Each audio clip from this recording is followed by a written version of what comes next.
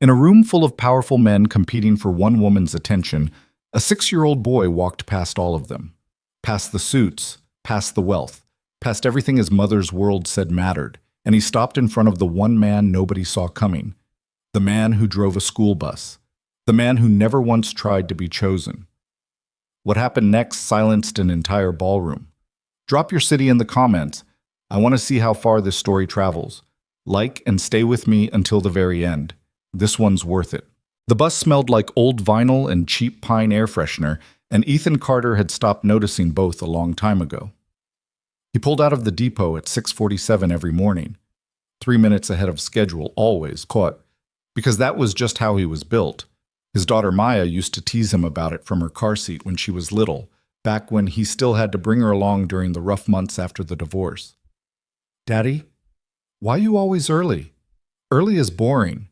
She'd said it with complete seriousness, her lower lip pushed out, her tiny arms crossed like she was making a legal argument. He'd laughed so hard he'd nearly missed a stop sign. Maya was 8 now, and took the bus herself like a regular kid, sitting in the 4th row on the right side because that was her spot and had been since 1st grade, and God help anyone who tried to take it. She didn't need him hovering over her anymore. That was a good thing. He told himself that every morning. Ethan was 32 years old, broad-shouldered, with the kind of face that looked tired even when it wasn't. Not in a sad way, more like he'd seen enough of the world to stop being surprised by it. He had a small scar above his left eyebrow from a fender bender when he was 19, dark circles that no amount of sleep ever fully erased, and hands that were rougher than they should have been for a man his age.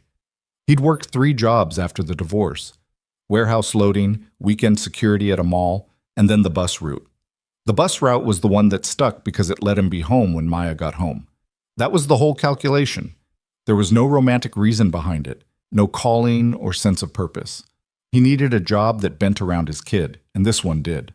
The route ran through the Cloverdale district, a mix of neighborhoods that didn't quite know what they wanted to be. Old ranch houses sat next to newer townhomes. A struggling Vietnamese restaurant was sandwiched between a craft brewery and a tax prep office that had been there since 1987. The kids on Ethan's bus reflected all of it: messy, loud, sweet, annoying, complicated little people in various stages of figuring out the world. He knew all their names. That wasn't required, but he knew them anyway.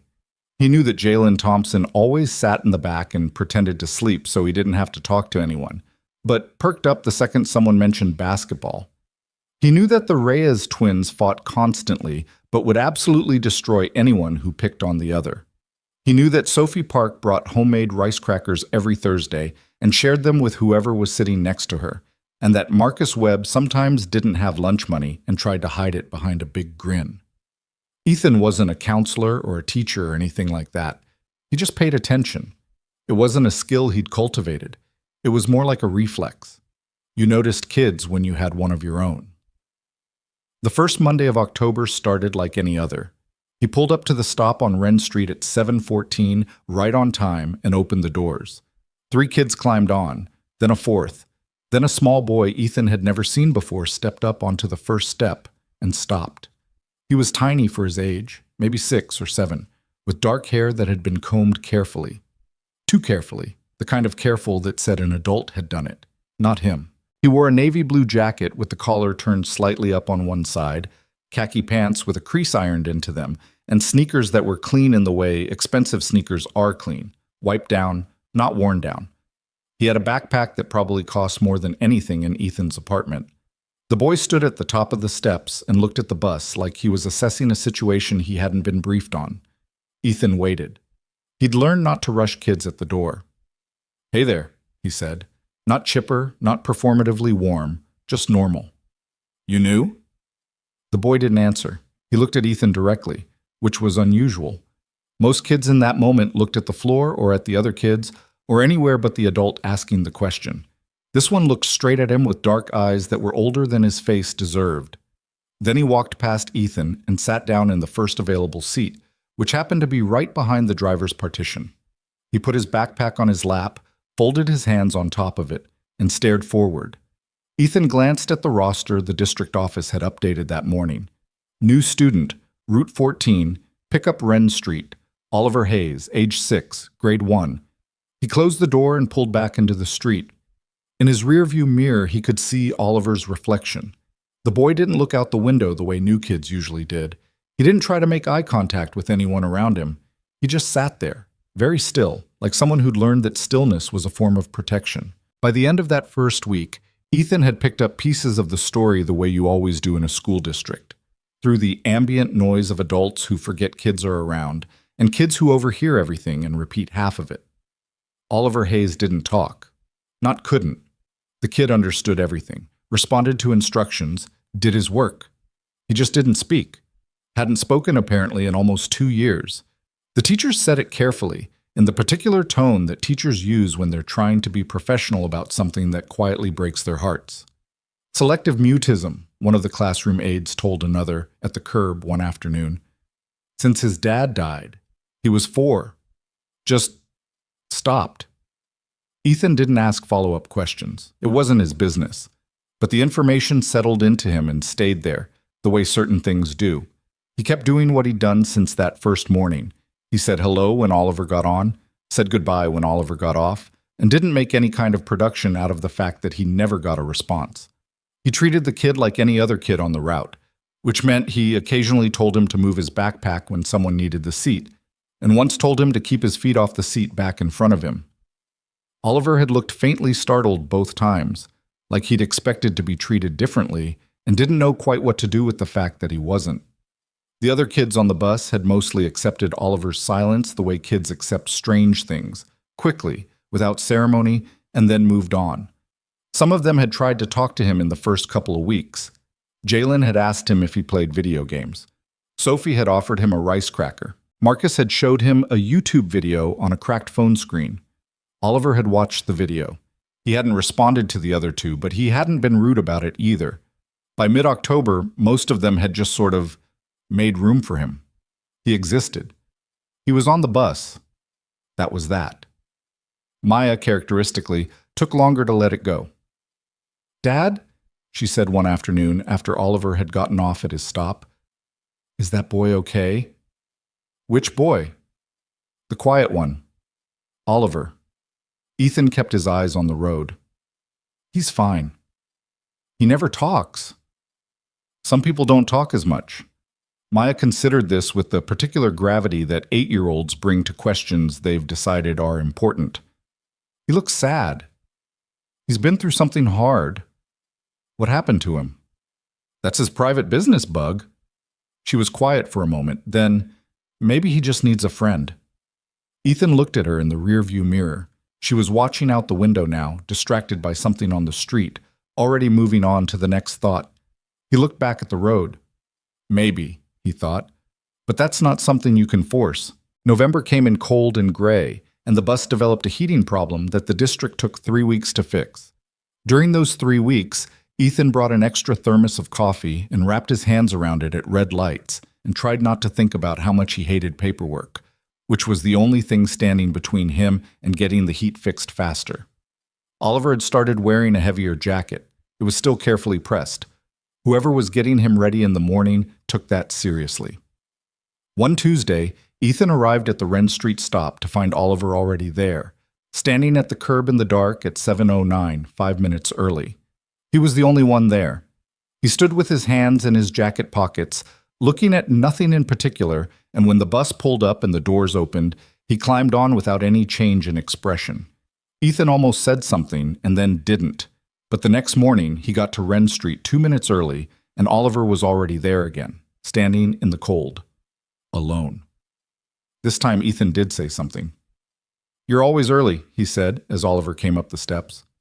Oliver looked at him. "I used to be the same way," Ethan said, like he was just talking to himself, which was more or less how he'd learned to talk to kids who weren't talking back, not expecting a response, not setting up a conversational trap, just saying a thing. "Still am, actually. Drives my daughter crazy." He didn't gesture at Maya, who was already in her seat and had her headphones on.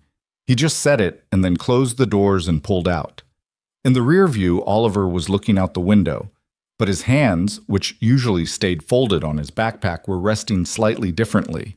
Not tense, just resting. It was a small thing. Ethan noticed it anyway. He saw her for the first time in late November, which meant he'd been driving Oliver for nearly 2 months before he connected the boy to her name. He'd seen the name, obviously. Oliver Hayes on his roster. Hayes on the occasional note sent home through the backpack that Oliver delivered with the silent efficiency of a courier. But he hadn't connected it to anything until the day the car was waiting at the stop. A black SUV, late model, driver in the front, and a woman climbed out of the back before Oliver could get off the bus. She was dressed for a meeting. Dark coat, structured and expensive, the kind that looked like it had been selected by someone whose job it was to make sure she always looked like she meant business. Her hair was pulled back cleanly. She was maybe 5'6" and carried herself like she was 5'10", not in an aggressive way, more like she'd stopped apologizing for taking up space a long time ago. She was Ethan registered without particular fanfare, strikingly beautiful.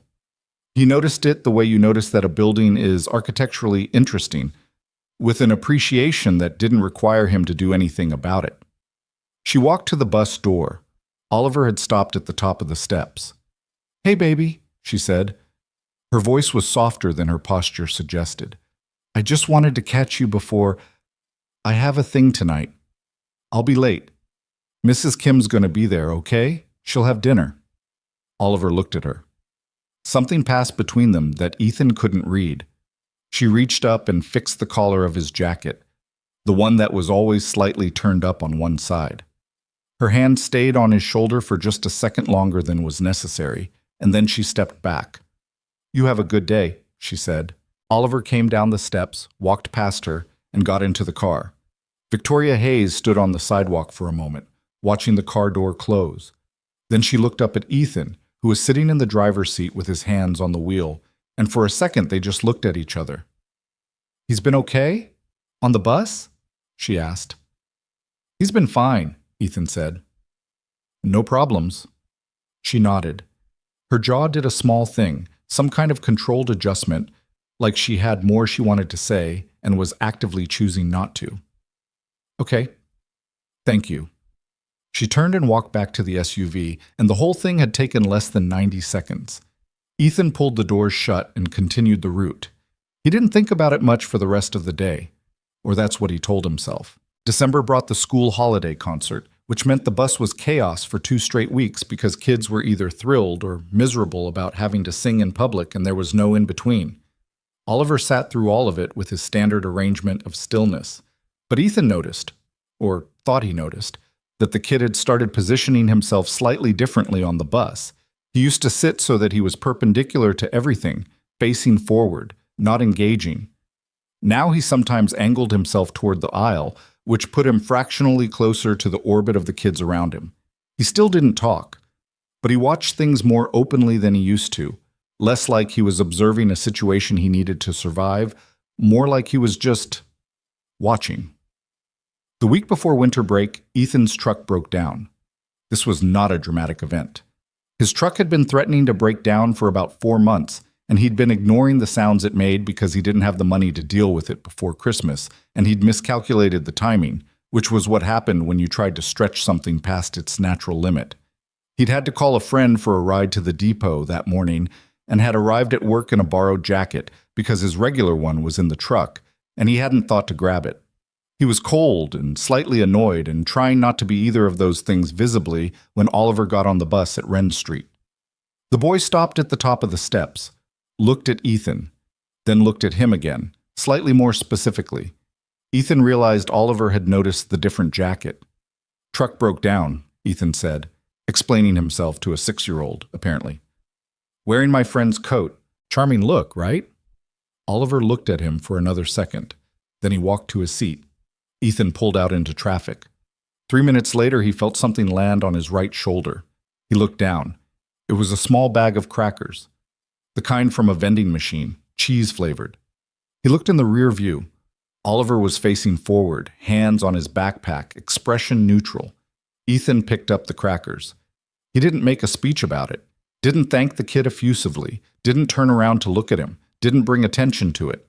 He just opened the bag at the next red light and ate a couple.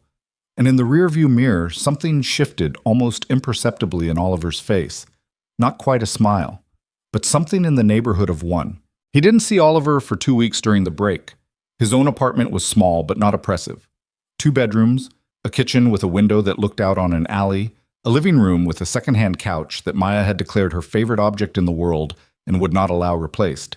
He'd put up a small tree. He'd gotten Maya a new tablet that he probably shouldn't have bought, budget-wise, but he'd done the math 3 times and decided it was fine, and then immediately knew it wasn't quite fine, but it was Christmas and she was 8.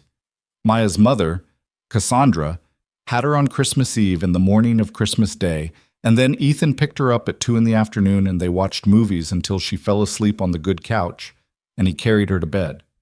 This was the ritual. It worked. He didn't date. He'd tried twice in the years since the divorce, and both times had petered out around the 2-month mark, which was about the point where he'd have to actually be vulnerable about something, and he'd found both times that he just didn't. Not because he was emotionally unavailable in some dramatic sense, but because he didn't have the bandwidth, and because he'd learned that his instinct was to protect Maya from anything uncertain, which made bringing someone new into the picture feel like a risk calculation he couldn't quite clear. He was fine. He told himself this regularly, which he recognized was what you did when you needed to keep telling yourself something. He was fine. He picked up extra hours during the break driving a charter route, which was boring but paid decently, and he got the truck fixed, mostly, for slightly less than he'd feared. January started dry and cold. The depot smelled like antifreeze and bad coffee. He pulled out at 6:47 and drove to Wren Street, and Oliver was already there at the curb, 5 minutes early, hands in his pockets. Same as before. Everything the same. Ethan opened the doors. "Happy New Year," he said.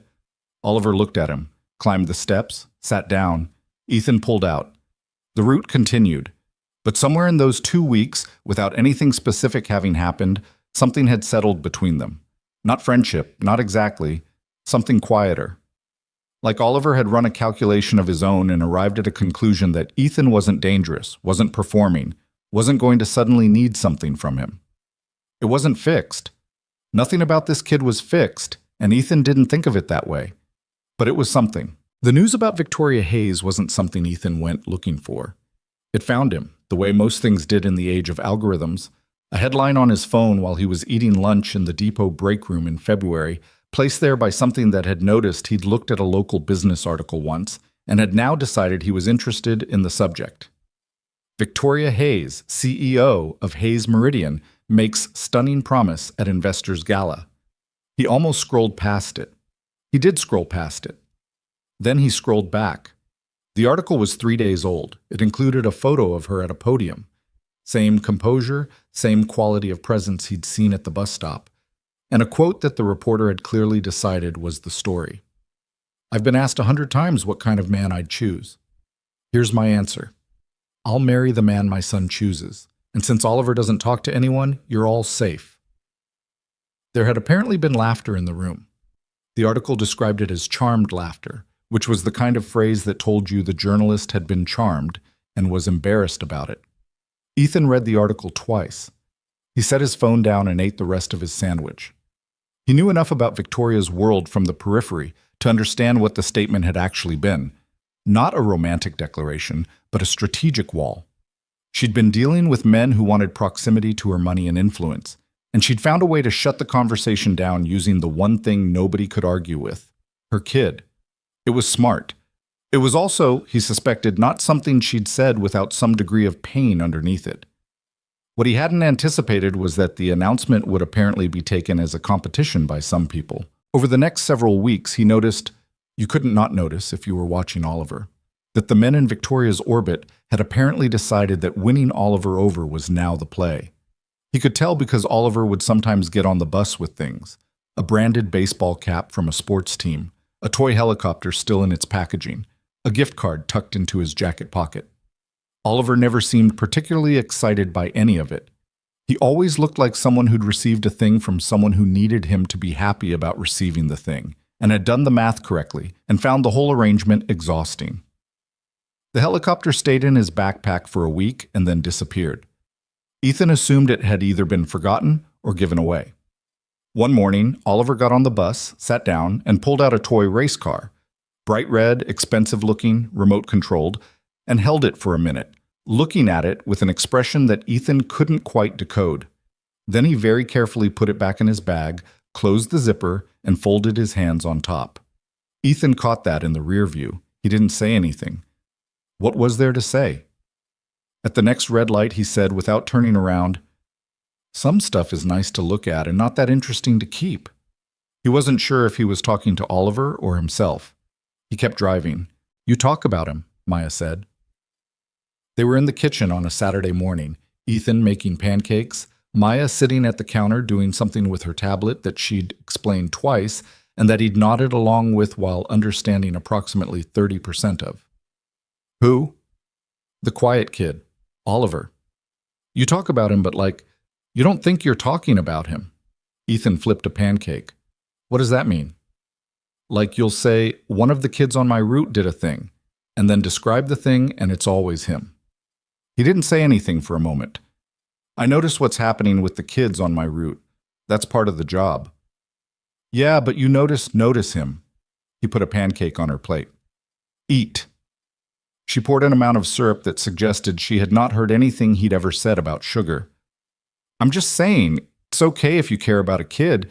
You're a dad. It's like your whole thing." "My whole thing." "You're good at it." She said it very simply, without looking up from the tablet.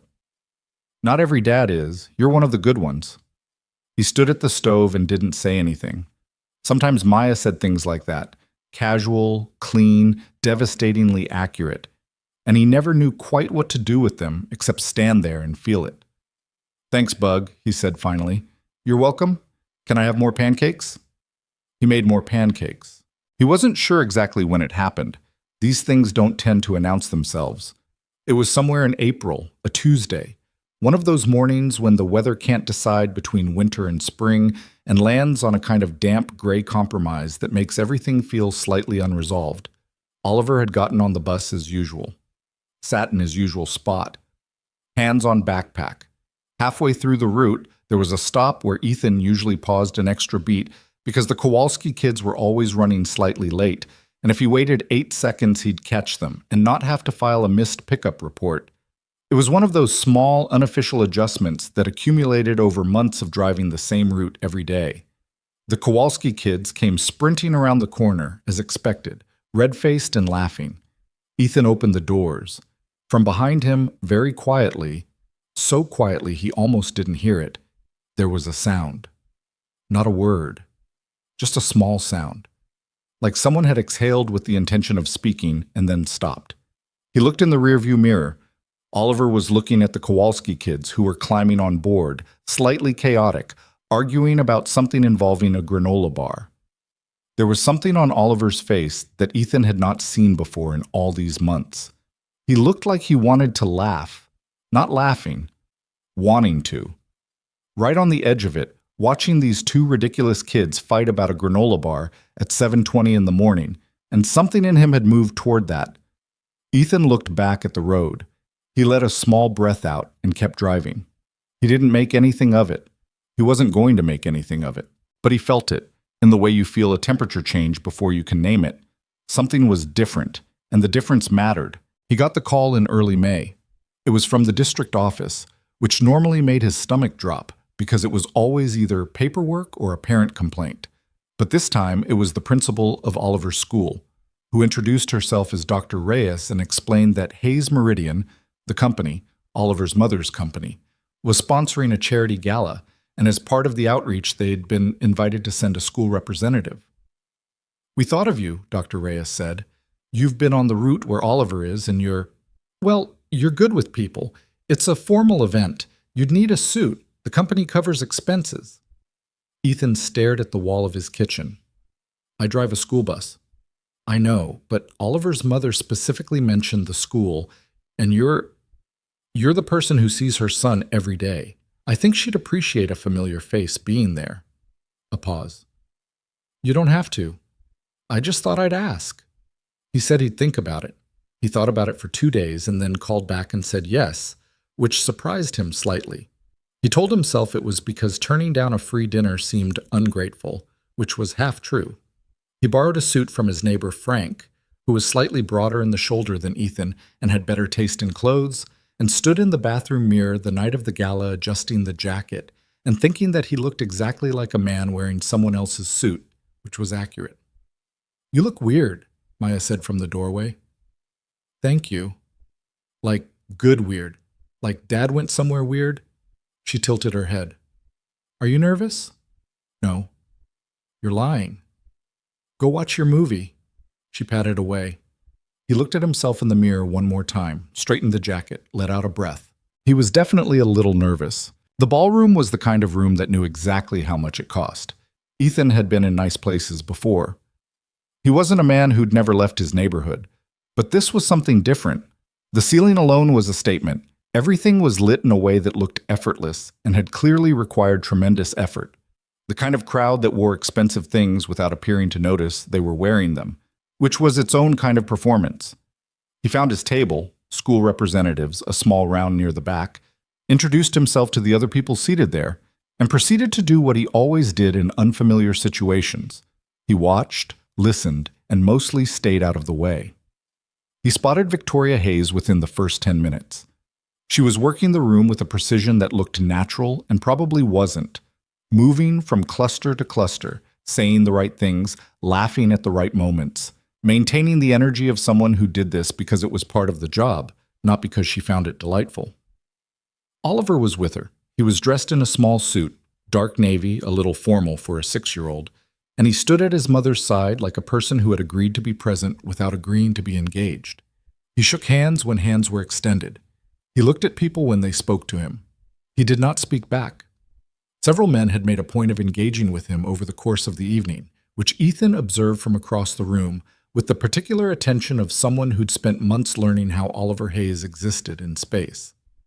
A man in a gray suit crouched down and did a small magic trick with a coin.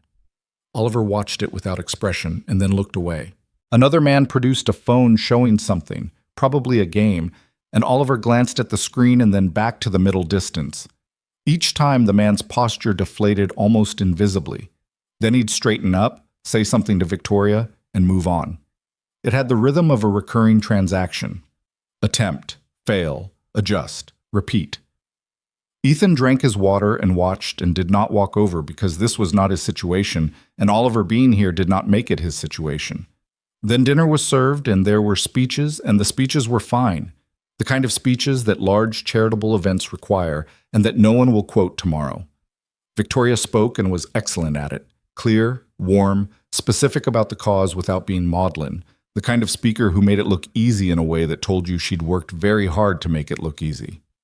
Oliver sat at the table near the stage, his hands in his lap, watching his mother. Ethan watched him watching her.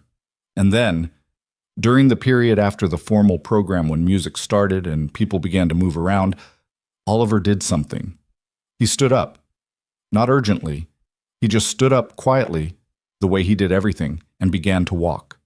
He walked away from the table, away from the men who'd been circling him all evening, away from the center of the room and the noise of it. Ethan didn't understand at first where the boy was going. He thought maybe he needed the bathroom, or was looking for his mother, or had just reached capacity for the evening and was locating an exit. But Oliver was walking in his direction. And then Oliver was closer, and then closer still, and Ethan sat very still because something was happening, and he didn't know what, and he had a strong instinct not to move or influence it in any direction. Oliver stopped in front of him. The boy looked at him, steady, direct, the same way he'd looked at him that very first morning on Wren Street, assessing, careful, older than his face. And then Oliver reached out and put his small hand into Ethan's. The noise of the room continued around them, forks and glasses and conversation. Then, person by person, it began to quiet. People noticed, the way you notice a change in a room's energy before you know what caused it. Oliver looked at the room, at the people who were looking at them, and then he looked back at Ethan, and he said, in a voice that was small and clear and hadn't been heard in public in nearly 2 years, "This is my friend." The room went silent, not gradually, all at once. The kind of silence that a room falls into when everyone, simultaneously, realizes something irreversible has just occurred. Ethan felt the words hit him somewhere behind the sternum. He didn't move. He kept his hand where Oliver had put it, loose, steady, not gripping. He looked at this little boy. This quiet, careful, particular little boy who had spent 2 years in silence and had chosen this moment, this room full of power and money and eyes, to put his hand in a bus driver's and say 2 words. The room remembered Victoria's promise. You could feel it pass through the crowd like current. Ethan looked up and found Victoria across the ballroom.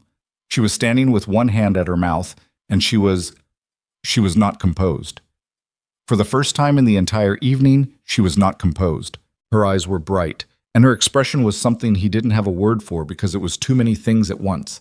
Astonishment and relief and grief and love and gratitude and something that might have been fear, all of it happening on her face at the same time. He looked back at Oliver. He knelt down.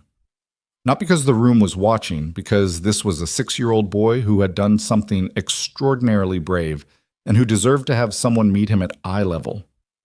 "Hey," Ethan said quietly. Oliver looked at him. "That took a lot of guts," Ethan said. "I mean that. That was one of the bravest things I've ever seen anybody do." Oliver's eyes did something complicated. He held Ethan's gaze. "Thank you," Ethan said, "for calling me your friend. I'm proud to be your friend." Then he stood. The room was still watching. Some of them had already drawn the conclusion. He could see it in their faces, the narrative snapping into place. The single mother, the famous promise, the silent boy, the man he'd chosen. Ethan looked at the crowd. He spoke clearly, not loudly, because the room was quiet enough that he didn't need to be loud. This boy just did something he hasn't done in a very long time. He trusted someone enough to say something out loud in a room full of strangers. That matters more than anything else that happened here tonight. He paused. He chose a friend. That's what he said. That's what it was. And that's what it's going to stay, because he deserves to have his moment be exactly what he meant it to be. Not more, not less. The room was very still. "He's 6 years old," Ethan said. "Let's let him have this." Then he looked back down at Oliver, who was watching him with those careful, clear, dark eyes. And Ethan held out his hand. Oliver looked at it. Then, with the particular gravity of a child who has decided something, he took it. They stood there together in the middle of the ballroom, a bus driver and a 6-year-old boy, and the room around them didn't know quite what to do with that. And that was fine. Some things don't need an audience's permission to be real. The silence that followed Ethan's words lasted maybe 4 seconds. Then the room exhaled, a collective, slightly uncomfortable sound, and people began talking again, the way people do when they've witnessed something that exceeded their social vocabulary and need to get back to familiar ground. Ethan stood very still for another moment, Oliver's hand still in his, and let the noise of the room reassemble itself around them. A waiter passed with a tray of glasses. Someone laughed too loudly near the bar. The band picked up something quiet and instrumental, and the room reorganized into smaller conversations, as if what had just happened needed to be processed in private clusters rather than all at once. He felt a presence at the edge of his peripheral vision and turned. Victoria Hayes was walking toward them. She'd recomposed herself, mostly. The professional architecture of her expression was back in place, but incompletely, the way you put a room back together in the dark, and something is always slightly off-center. Her eyes were still doing something she couldn't fully control. She stopped in front of them. She looked at Oliver first, and whatever passed between mother and son in that look was not something Ethan tried to read. Then she looked at Ethan. "I need to," she started, and then stopped. She shook her head very slightly, which he took to mean she didn't have the words she wanted and wasn't going to use the wrong ones. "Thank you," she said instead. "For what you said. To the room." "I just said what was true. A lot of people know what's true and choose to say something else." She glanced down at Oliver, who was now looking at the hem of a nearby tablecloth with apparent interest. He hasn't said anything like that to anyone. Not since. She stopped again. "I know," Ethan said. He said it gently. She looked at him for a moment, and he had the uncomfortable sense of being looked at very directly by someone who was accustomed to assessing things quickly and accurately. Not unkindly, just precisely. "I don't know your name," she said. "Not your first name. The school sent me a list of representatives, but I didn't—" "Ethan," he said. "Ethan Carter." She extended her hand. It was a reflex, the handshake of someone who'd conducted most of her life in professional contexts. He shook it. "Victoria," she said, which he already knew, but he nodded as if he didn't. Oliver had looked up at his name not being said. He looked at his mother's hand in Ethan's. Then he looked back at the tablecloth fringe. "I should get him home," Victoria said. "It's late for him." She said it like she was remembering that he was there, which maybe she'd forgotten for a moment in the middle of everything else. She put her hand on Oliver's shoulder. "Say goodnight, baby." Oliver looked at Ethan. He didn't say goodnight, but he held Ethan's gaze for a long second, and then he stepped closer to his mother, and she bent slightly and said something in his ear that Ethan didn't catch. They left. Ethan watched them go, Victoria's hand on Oliver's back, steering him toward the exit with the efficiency of a woman who'd already moved on to the next thing she had to manage. He stood in the middle of the ballroom in Frank's borrowed suit, and the room went on without him noticing it very much. His phone buzzed. A text from Frank. "How's the fancy thing?" He looked at it for a moment. "Interesting," he typed back. "Be home by 11. He picked up a glass of water from a passing tray, drank it, and started looking for the exit. The drive home in his still slightly broken truck was quiet. He turned the radio on and then off again. The city moved past the windows in the way it does at that hour. A few lit storefronts, the orange wash of street lights, the particular loneliness of intersections at night when the lights are still cycling for traffic that isn't there. He thought about Oliver's face when he'd said, "This is my friend." The particular shape of the words coming out of a kid who hadn't used words in public for 2 years. The way he'd just decided. Walked across that room like he knew exactly where he was going, which maybe he had. Ethan had been doing this job for 4 years. He'd driven a lot of kids. He'd watched a lot of small moments on that bus, kids working through things, figuring out their social geometry, being terrible to each other and then inexplicably kind. He'd learned not to get too attached to any particular narrative because kids were not projects. They were people, and people were unpredictable, and your job was to show up consistently and not require them to perform anything for you. He'd done that with Oliver. He was pretty sure he'd done that. He just hadn't been prepared for what it looked like when it actually landed. He pulled into his parking spot at 11:04, 4 minutes late, which would have bothered him more if he'd had the bandwidth to care. He sat in the truck for a minute. The engine ticked as it cooled. "This is my friend." He got out and went inside. Maya had stayed at a neighbor's and he had the apartment to himself. He took off Frank's jacket, hung it carefully on the back of the chair, and sat on the couch in the dark for a while, not doing anything in particular. Just sitting. He wasn't sure what he felt. That was the honest answer. Too many different things, stacked in a way he couldn't immediately sort, moved by Oliver, wary of what the room had assumed, aware of Victoria's face when she'd found her composure again, and underneath all of it some small uncomfortable thing he didn't want to examine too closely. He went to bed around midnight and lay there in the dark listening to the neighbor's TV through the wall, which was tuned to something with a laugh track. He fell asleep eventually. The next morning he drove the route. Oliver was at the Wren Street stop at 7:09, 5 minutes early, hands in his pockets, business as usual. Ethan opened the doors, Oliver climbed on. "Morning," Ethan said. Oliver looked at him, walked to his seat, sat down, and just like that, it was just another morning. No ceremony, no follow-up to the night before, just the bus and the route and the ordinary noise of kids who had to be somewhere at 7:30. Ethan pulled out of the stop and thought that maybe that was the right way for it to go. The gala was the gala. Monday morning was Monday morning. Oliver hadn't done what he'd done because he wanted anything to change. He'd done it because it was true, and he'd needed to say it, and now it was said, and they could go back to being whatever they'd been. Which was fine.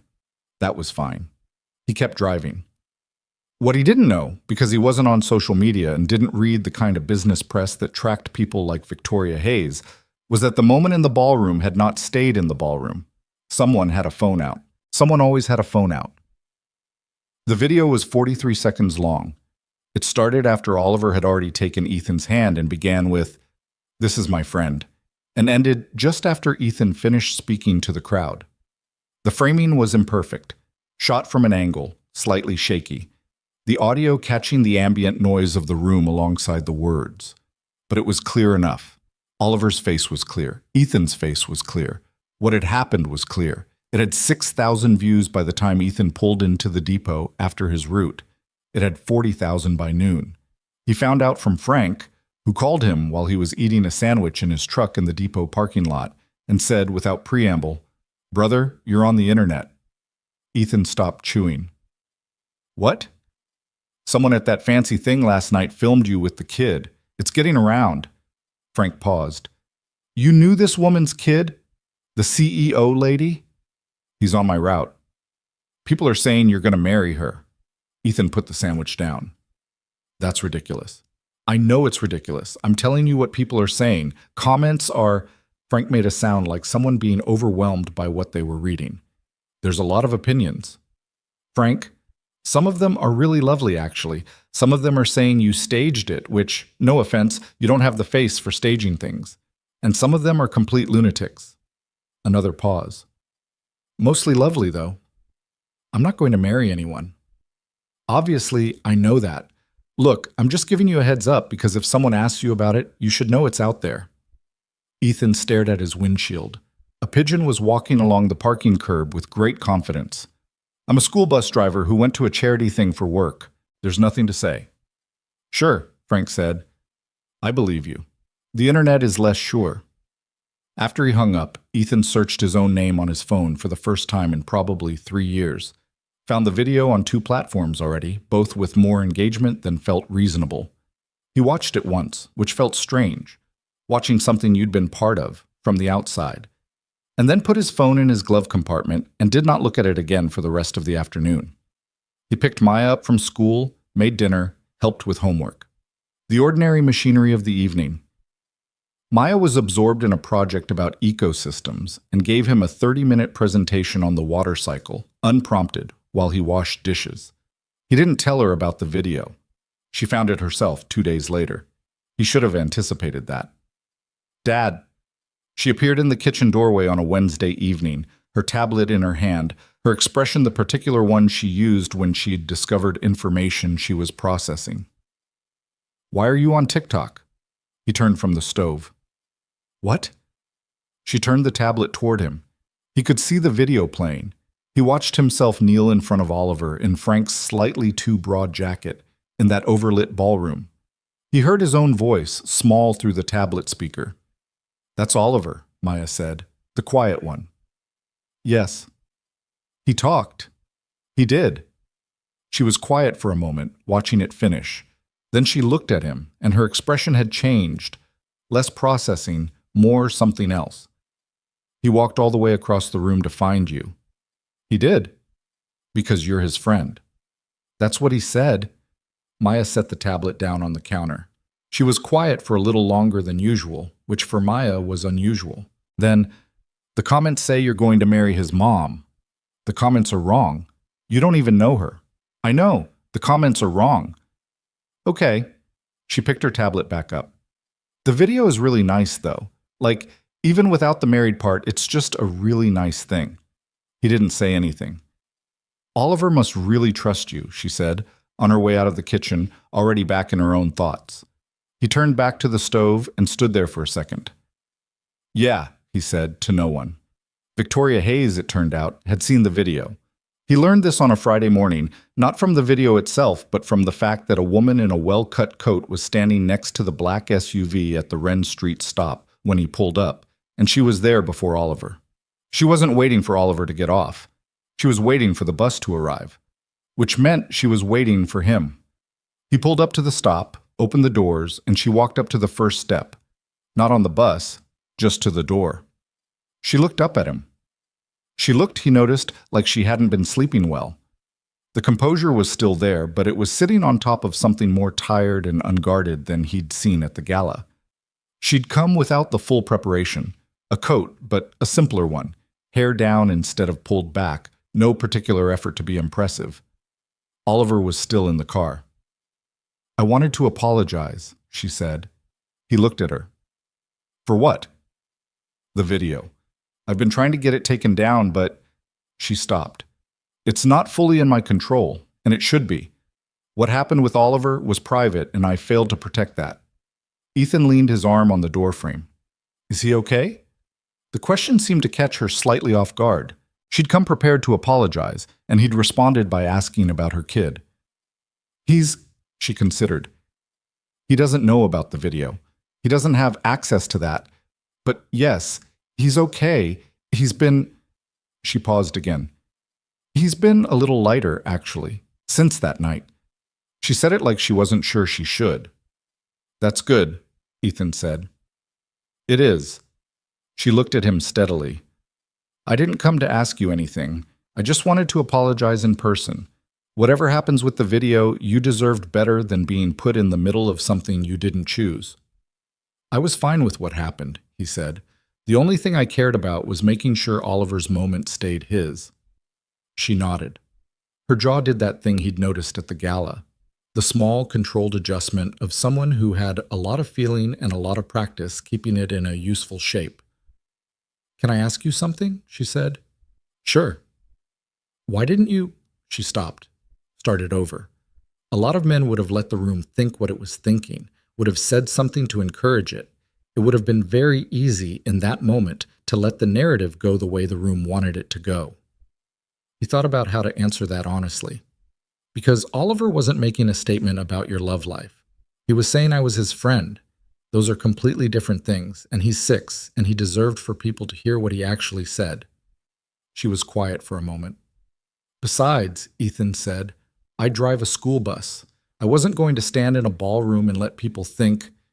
He stopped, because the end of that sentence had a few possible directions, and none of them were ones he wanted to go. A small thing happened at the corner of her mouth. Not quite a smile, but in proximity to one. Fair enough. Oliver came out of the car then, apparently having decided that whatever was happening had been happening long enough. He walked up to the bus door, registered that his mother was standing there, looked between her and Ethan with an expression of mild inquiry, and then climbed past her and up the steps. He stopped next to Ethan and looked at him. Morning, Ethan said. Oliver walked to his seat. Victoria watched this exchange with the expression of someone who has been trying to solve a problem for 2 years and just watched a 6-year-old render most of the methodology irrelevant. He does that every morning? She asked. Pretty much. Does he ever? He gave me crackers once when my truck broke down, Ethan said. That was the peak. She looked at him. Then she did something he hadn't expected. She laughed, briefly, quietly, but genuinely. Not the controlled, useful laugh he'd watched her deploy at the gala, something that just came out. Crackers, she said. Cheese-flavored vending machine. She looked at her son, visible through the bus window, sitting with his hands folded on his backpack exactly the way he always sat. Then she looked back at Ethan. I'm sorry I didn't come introduce myself sooner, she said. You've been on his route since October. I should have. I just didn't want to. She seemed to recalibrate. I have to be careful about who I let know us. I get that, he said. I don't think you're. She stopped. I don't mean it as an insult. I didn't take it as one. They looked at each other for a moment. He became aware that he was having a longer conversation with Oliver's mother than he'd had with most people in the past month, and that this was not a situation he'd entirely anticipated. I should let you go, she said. You have a route. I do. She stepped back from the door. He started to pull it closed. Mr. Carter? She said. He paused. If you'd ever be willing, she said it carefully. Oliver doesn't have a lot of people he trusts. I won't put you in an uncomfortable position, but if you'd ever want to just, I don't know, get coffee or something, talk about him, I'd like to know what he's like on the bus. I never get to see that. He considered the request for its actual content, which was a mother who was worried about her son and wanted information from someone who saw him daily, which was entirely reasonable. Yeah, he said. Okay. She nodded. The professionalism reassembled itself in the way he was starting to recognize as her default armor. I'll have someone reach out. You can just give me your number, he said. I'm not complicated. She looked at him for a beat. Right. She took out her phone and he gave her his number and she texted him immediately so he'd have hers, and he looked at the contacts she'd created for herself in his phone. Victoria Hayes, Oliver's mom. He glanced up. She'd already turned and was walking back toward the car. He closed the bus door and continued the route. The coffee happened 10 days later. She'd texted, he'd responded, they'd found a time. He picked a place that was neutral ground, not somewhere that would feel like a date and not somewhere so deliberately casual that it made a statement of its own. A regular coffee shop on a weekday morning after his route ended and before her first meeting. She was already there when he arrived, which surprised him and then didn't surprise him. She seemed like someone who was constitutionally incapable of being late. She had a black coffee and she'd gotten him one too, which he could tell because there were 2 cups. He sat down across from her and picked it up. "I guessed black," she said. "Good guess. I'm usually good at reading people." She said it without particular pride, just as information. Occupational necessity. He drank the coffee. It was good. "So what do you want to know?" She wrapped her hands around her cup. Up close, without an event around her and without the context of the bus stop and the black SUV, she was, he noticed, again, in that same detached way. Remarkably striking. Not in a way that required effort to see. Just a fact, like the way a particular city block looks at a certain time of morning. He noticed it and moved on, because noticing things was not the same as doing anything about them. "What is he like?" she asked. "On the bus." "Quiet," Ethan said. "Obviously, but..." He thought about how to say it accurately.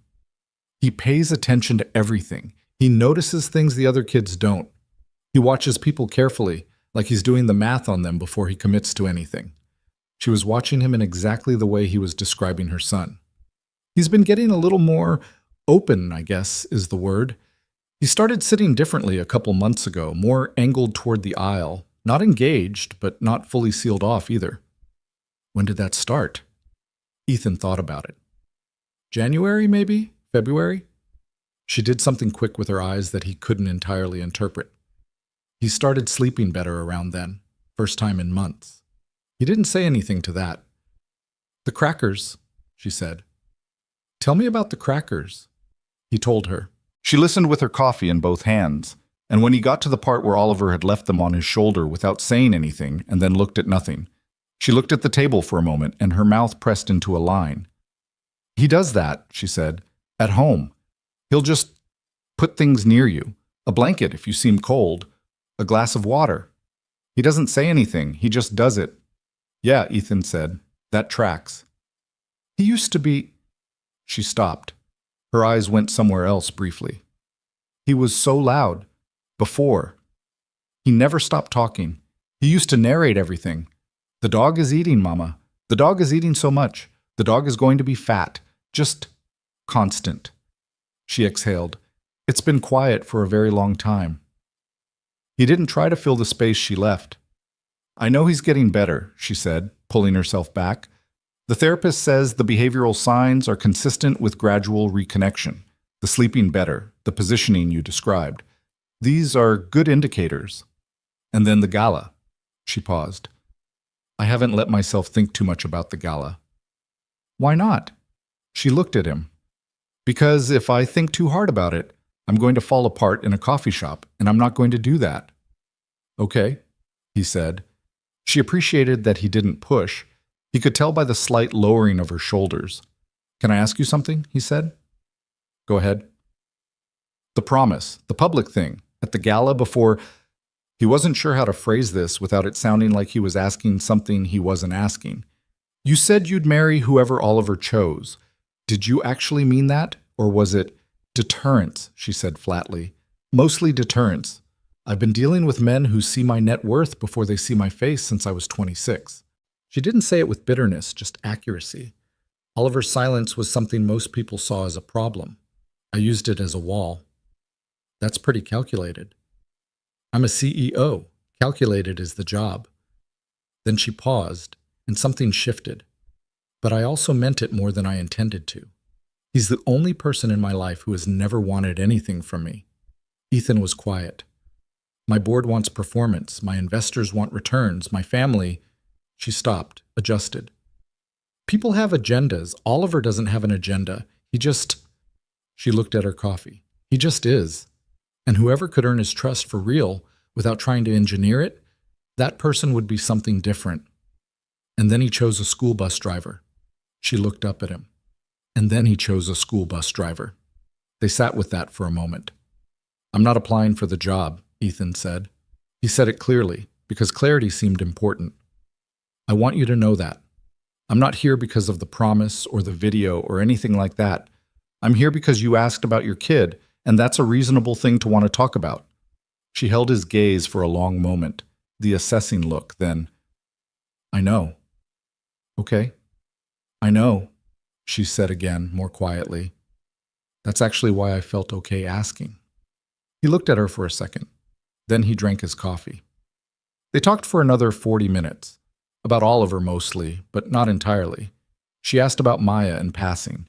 You have a daughter, someone mentioned. And he told her about Maya's water cycle presentation, and the syrup, and the tablet he probably shouldn't have bought. And Victoria laughed again, that same real version of the laugh he'd first heard at the bus door. She told him reluctantly that she hadn't had a functional conversation about Oliver with another adult who actually knew him in months. The therapist was good but formal. The staff at home were careful. Her mother asked questions that were really just anxieties wearing the shape of questions. He was apparently easy to talk to. He didn't know what to do with that information except accept it as a logistical fact. When they were leaving, standing on the sidewalk outside the coffee shop with the morning going on around them, she said, I might want to do this again, if that's okay. He looked at her. The city light was direct on her face, and she was tired in a way she hadn't bothered to hide for the past 40 minutes. And she was Oliver's mother, and she was something else too, which he was aware of and was actively choosing not to act on. It's okay, he said. She nodded. Not warmly, not coolly, just with the straightforward acknowledgement of someone filing a piece of information into its correct place. Then she walked toward her car, which was parked half a block down. He stood on the sidewalk for a moment. A woman walking a dog brushed past him. The light changed at the corner. Everything completely ordinary. He walked back to his truck. He drove home, changed out of the coffee clothes, made lunch, and started a load of laundry because it was that time of the week. He stood at the kitchen window while the machine ran and watched a sparrow doing something complex on the fire escape across the alley. He thought about what Victoria had said about Oliver being the only person in her life who never wanted anything from her. He thought about how she'd said it, not with self-pity, but with this quiet exhaustion, like she'd been carrying the weight of being wanted from for so long she'd stopped noticing it as a weight and had just reclassified it as gravity. He understood that, in a different key. After Cassandra, after the divorce, after the years of rebuilding a life that fit within the actual limits of what he was, he'd stopped looking for someone to make him feel like more than he was. He'd made peace with exactly what he was. Bus driver. Dad. Man who was early to things and bad at ignoring what was in front of him. He didn't know what he was doing here, in whatever here was. He wasn't doing anything, technically. He'd had coffee with a woman because she wanted to talk about her son. That was a completely ordinary thing. People did that. He turned away from the window and went to fold the laundry, which was the most effective way he knew to stop thinking about something. On the bus the following Monday, Oliver got on at 7:14 and sat in his usual seat. Halfway through the route, at the intersection near the park where Ethan usually hit a long light, Oliver reached into his backpack and produced something. He held it for a moment. Then he leaned forward and placed it on the little console tray near the driver's seat, the same place he'd left the crackers back in December. It was a drawing, paper folded in quarters, slightly wrinkled, crayon. When Ethan unfolded it at the next red light, it showed two figures, one tall, one small, standing next to something that was either a yellow bus or a rectangular sun. Both figures had large, round heads. The tall one appeared to be wearing something on its head, possibly a hat, though Ethan didn't wear hats and never had. At the bottom, in the careful, oversized letters of a first grader, ETHN. OLIV. He held the drawing for the length of the red light. Then the light changed and he had a route to finish, so he carefully refolded it and set it on the tray and drove. When he got to the depot that afternoon, he took it out and looked at it again. The spelling, the two figures, the bus or sun shape, the complete absence of any concern for proportion or accuracy, that made it somehow more honest than a better drawing would have been. He kept it. He folded it and put it in his wallet, which was where things went when they mattered. He didn't tell anyone about the drawing. Some things don't need an audience. The drawing stayed in his wallet for 3 weeks before Maya found it. She wasn't snooping. She'd needed bus fare, and he'd handed her the wallet without thinking, and when she opened it, the folded paper fell out onto the kitchen table. She picked it up before he could say anything, unfolded it with the automatic curiosity of an 8-year-old encountering an unknown object, and studied it for a long moment. ETHN, she read aloud. He's 6, Ethan said. Spelling is approximate. Maya looked at the drawing for another few seconds. The 2 stick figures, the round heads, the bus or sun shape that defied geometric categorization. Then she very carefully refolded it and set it back on the table. He drew you a picture, she said. He did. And you kept it in your wallet. Ethan took the wallet back and put it in his pocket. Did you get the bus fare? Dad. Maya. She looked at him the way she sometimes did, not like a child, but like someone older living temporarily in a child's body, waiting for him to catch up. That's a big deal, she said, for a kid who doesn't talk to people, drawing someone a picture. That's a lot. I know, he said. Are you going to tell his mom? He hadn't decided yet. Maybe. I don't know. Maya took her bus fare from his hand and her backpack from the floor and was out the door in the next 30 seconds, which was how she operated when she'd made her point, efficiently, without ceremony, leaving the point to sit in the room on its own. He did tell Victoria. The following Tuesday, in the same coffee shop, which had by then started to feel like a neutral territory they'd established by unspoken agreement. He showed her the photo he'd taken of it before refolding it, because it seemed like the kind of thing a mother should see. She looked at her phone screen for a long time. He hasn't drawn people since his dad died, she said. Ethan didn't say anything. He used to draw our family constantly. Me, James, him, the dog we had, Biscuit, who was completely useless as a dog and mostly just sat on things. She paused. After the accident, he stopped. His therapist mentioned it a few times. She handed the phone back to Ethan. Her hand was steady. He drew you a picture. He spelled my name wrong. He's 6. That's what I said. She looked at her coffee. Something in her face was doing the thing he'd started to recognize. The private processing that happened just beneath the composed surface. Whatever she actually felt being sorted and filed before any of it reached the outside. She'd gotten good at it over what he assumed were years of having to be composed in rooms full of people who were watching her. He's been talking more, she said. At home. Small things. He asked Mrs. Kim for more rice at dinner last week. He told me his shoe was wet. She looked up. He told me, out loud, not a full conversation, but he said a sentence and waited for me to respond and then nodded when I did. That's good, Ethan said. It's the most normal thing that's happened in 2 years. Her voice was steady, but her hands had tightened around the coffee cup. It's a completely ordinary sentence, and it nearly made me cry in the kitchen. Nothing ordinary about it, he said. She looked at him. No, I guess not. They were quiet for a moment. Outside the window, the city went about its regular business. A delivery truck double-parked, 2 people arguing pleasantly over something at a food cart, a woman walking fast with her coat unbuttoned despite the cold. His therapist wants to try group sessions, Victoria said. Other kids who've been through grief and trauma. She thinks Oliver might respond to seeing other children who've had a hard time and come through it. She paused. He has to want to try it, though, and wanting things out loud is still new. Has he said anything about it? I asked him last night. He looked at me for a long time. Then he went back to his book. She made a small sound, which is either a no or a processing pause that will result in an answer in approximately 3 to 5 business days. Ethan laughed at that. Not a polite laugh.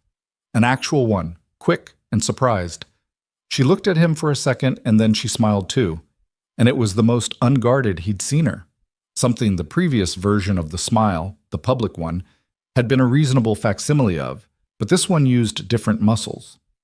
He looked back at his coffee. I'm going to suggest he try it, she said, back to practical. The group session. I think the fact that he said something at the gala, that he has an experience of doing a hard thing and having it go okay, that might make it slightly less impossible. Probably. His therapist also said, she stopped. Something shifted in how she was holding herself. She said the key variable in his improvement seems to be a consistent, non-pressuring male presence in his daily routine. She looked at Ethan with an expression that was being very careful about itself. She asked if I knew who that might be. The sentence landed precisely where she'd aimed it. Ethan was quiet for a moment. What did you tell her? I told her about you, the bus, that you've been on his route since October, and that you don't seem to push, that you just show up and let him be whatever he is that morning. He nodded slowly. Okay. She asked if there might be any opportunity for Oliver to spend time in that environment outside of the bus, a setting where he's around you but it's still low pressure, no expectations. He understood what was being asked. He also understood that it was being asked very carefully, with a layer of clinical framing that was partly genuine and partly giving them both somewhere to stand that wasn't too close to something else. I take Maya to the park on Saturday mornings, he said, Ridgeline Park, near the reservoir. We throw a frisbee very badly and walk around and usually end up at the food truck that does breakfast burritos. He paused. If Oliver wanted to come, that would be fine. It's not structured, it's just a morning. Victoria looked at him. She stopped. Are you sure? I don't want to. I just said it was fine, he said. I mean it. If he comes, he comes. If he doesn't want to, he doesn't. No obligation. She held his gaze for a moment longer than necessary. I'll ask him. She asked him that evening, apparently, and reported back via text the following day. He didn't say no, which in Oliver language might be a yes. Is Saturday at 10 okay? Ethan replied, works. She replied, thank you. He looked at the text for a second, then put his phone in his pocket and finished the laundry he was doing. Saturday was gray and slightly windy, the kind of morning that couldn't decide if it wanted to be spring or wanted one more round of winter, and Ethan stood near the reservoir with Maya throwing a frisbee that veered dramatically to the left on every throw regardless of how they adjusted their aim. This was a known issue with the frisbee. They had not replaced it because Maya had named it Gerald and become attached. Gerald's going in the lake, Maya announced, watching Ethan's throw arc sideways into a bush. Gerald is a structural problem, Ethan said, retrieving it. He saw them arrive at the park entrance. Victoria was in jeans and a coat that was still nicer than most people's nice coats, but was the most casual he'd seen her. Less armor, more person. Oliver was beside her in a red jacket, hands in his pockets, looking at the park like he was deciding something. Maya spotted them at the same moment. Is that? She looked at Ethan. Is that Oliver? His mom and I talked. Thought maybe he'd want to come. Maya processed this in about half a second. Then she did what Maya did, which was make a decision and act on it before the decision could get complicated. She walked directly toward them, Gerald hanging from her hand. Hi, she said to Oliver. I'm Maya. This is Gerald. He's bad at frisbee. Do you want to try? Oliver looked at her, then at Gerald, then at Ethan, who was approaching from a few steps behind. Oliver looked back at the frisbee. He held out his hand. Maya handed it over without ceremony. Oliver examined it the way he examined most things, with a careful, quiet attention that missed nothing. He turned it over, looked at the slight warp in the rim that was responsible for Gerald's navigational issues. Then he pulled his arm back and threw it. It went straight. Not a long throw, maybe 15 feet, but straight as an arrow. Maya stared at it. How did you do that? Oliver looked at her expression, and something moved briefly across his face. Not quite pride, but its shy cousin. It's the wrist, Ethan said, coming alongside them. You have to roll the wrist on the release, compensates for the warp. He glanced at Oliver. Good eye. Oliver looked at him, looked at the frisbee, which Maya had already retrieved, and was now attempting the same throw with significantly less success. The morning went the way mornings sometimes did when you stopped engineering them, which was messily and unevenly and mostly fine. Maya attempted the wrist technique 30 times with incrementally better results. narrating each throw with commentary that managed to be both scientific and completely unhinged. Oliver stood near Ethan and watched, and occasionally accepted the frisbee when it was handed to him and threw it straight every time, which both delighted and frustrated Maya in equal measure. Victoria sat on a bench a few yards away and watched all of it. Ethan was aware of her presence without looking at her constantly, aware the way you're aware of a lamp in the corner of a room, an ambient light that changes the quality of the space. At some point, he glanced over and found her watching Oliver specifically, her son, throwing a frisbee in a park on a Saturday morning. Her face had let something down that she usually kept up, and what was underneath it wasn't sadness exactly. It was something more complex, more relieved, like she'd been holding her breath for a very long time and had finally let a little of it out. He looked away before she caught him watching. Around 11:30, Maya made the executive decision that burritos were required, and she directed this pronouncement at Oliver with the seriousness of someone announcing policy. "The truck does chicken, and there's a veggie one, but the veggie one has weird peppers," she said. "What do you like?" Oliver considered. Then he held up one finger. "Chicken?" Maya said. He nodded. "Correct answer," she said. "Come on." She started toward the food truck. Oliver stood for a second, glanced at Ethan, and then followed her. Ethan watched them go, the 8-year-old talking and the 6-year-old beside her, not talking, but there, actually there, his red jacket visible through the knot of other parkgoers between them and the truck. "She's remarkable," Victoria said. He'd almost forgotten she was close enough to hear. He turned. She was standing now a few feet away, hands in her coat pockets. "She is," he agreed.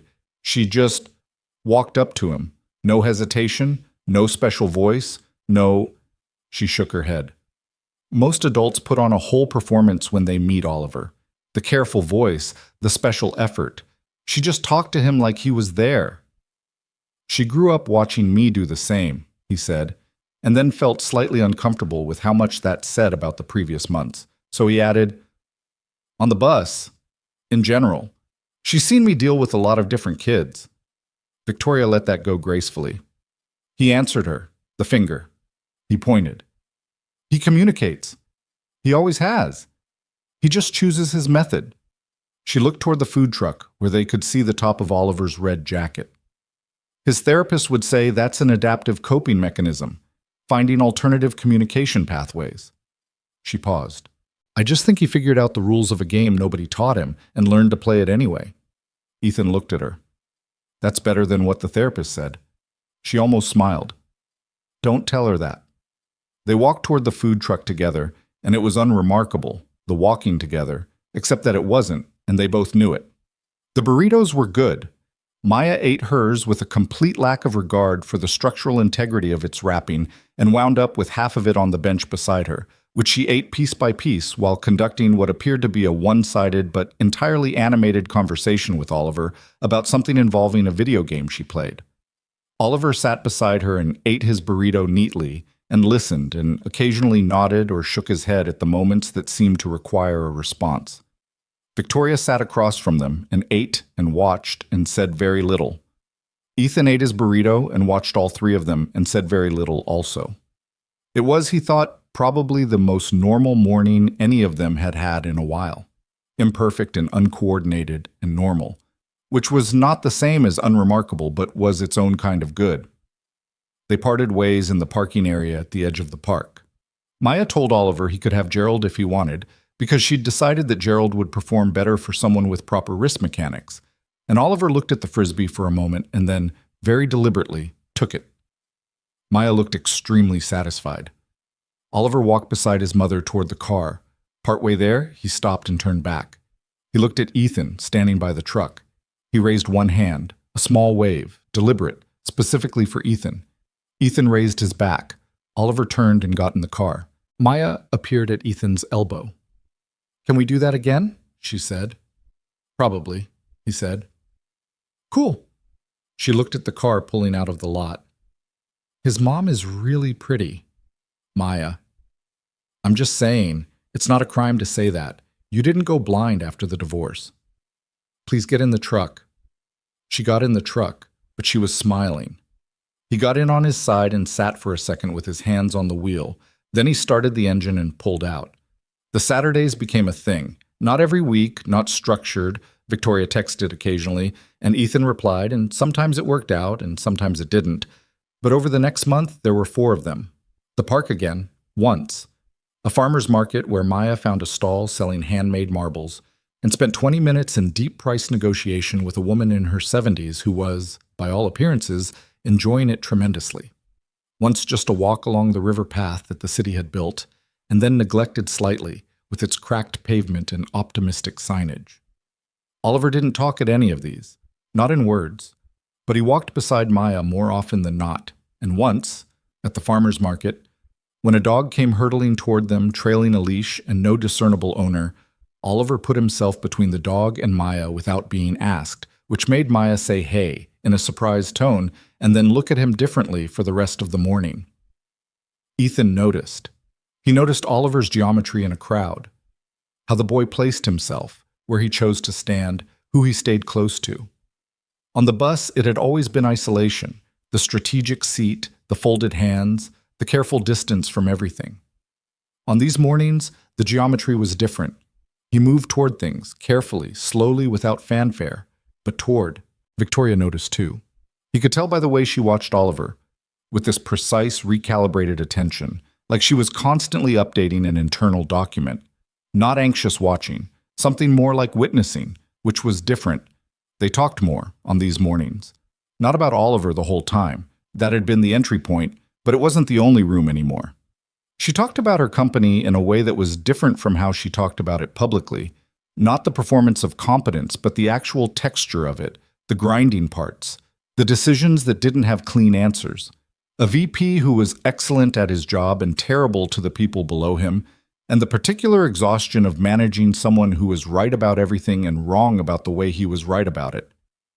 "You keep him?" Ethan asked. "For now. It's more complicated than—" She sighed. "He knows things I can't afford to lose, and I'm working on the rest. It's like, you ever had a car that runs perfectly but the heat doesn't work?" "Currently," Ethan said, which made her laugh. She told him about her parents, her mother specifically, who called twice a week and asked about Oliver in a way that was more about Victoria's management of the situation than Oliver himself. "Have you tried the new therapist someone recommended? Have you looked into that school in Connecticut? Have you considered that maybe you work too much?" The endless inventory of what she could be doing differently. "And you say?" "I say we're fine." "Which we are. Mostly." She looked across the river.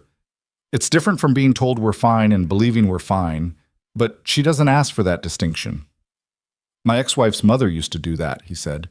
"The question that's not actually a question." Victoria looked at him. This was, he realized, the first time he'd mentioned Cassandra. "What happened?" she asked. Then immediately, "You don't have to. We just didn't work," he said. "I don't mean that as a euphemism. I mean we were genuinely not compatible in ways that took us 4 years to understand. She's a good person. She's a good mother. We were bad at being married to each other." "Is it difficult, the shared custody?" He thought about it honestly. "Sometimes. The handoffs are weird when one of us is in a bad place about something unrelated to Maya. And there's always this thing where you have to trust that the other person is doing okay with her when you can't see it. That part doesn't get easier." He paused. "But we were better at splitting up than we were at staying together, which is not a thing I thought I'd ever say." Victoria nodded slowly. "James and I were good at being married," she said, "which is the other kind of complicated." He let that sit. You spend 2 years trying to grieve someone and also not disappear into the grief because you have a 4-year-old who needs you to be present, and then at some point you realize you don't know what's left when you take both of those things out. The grief and the managing of it. There's a lot of silence in the middle." She paused. "Oliver and I had that in common, I suppose." "You both stopped talking." "Mine was more—" She made a vague gesture. "Talking became the performance. I still said plenty of words. I just stopped saying anything in them." She glanced at him. "That probably sounds dramatic." "No, it doesn't." She studied him for a moment. "You're very easy to say things to. It's slightly inconvenient. He understood what she meant and chose not to respond to it directly. It's a bus driver skill, he said. Lots of time at red lights. She shook her head slightly, and the conversation moved on, and the morning continued. The thing that happened in late June was not something either of them had planned. It was after a Saturday at the park. A good one. Warm, finally. The kind of day where the city remembers it's capable of being pleasant.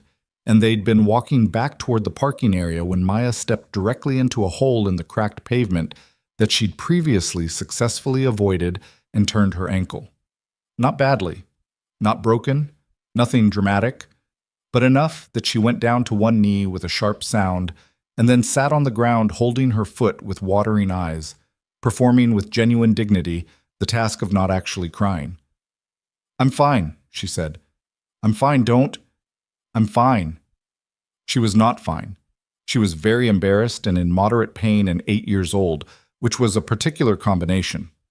Ethan was beside her immediately. He checked the ankle with hands that knew what they were looking for because he'd coached Maya's soccer team for 2 seasons, and ankle injuries were an occupational familiarity, nothing structural. He told her so. She told him she knew that, she was fine. Could he please stop touching it with the face he was making? Oliver, who had been walking a few feet ahead, had turned at the sound. He stood looking at Maya on the ground.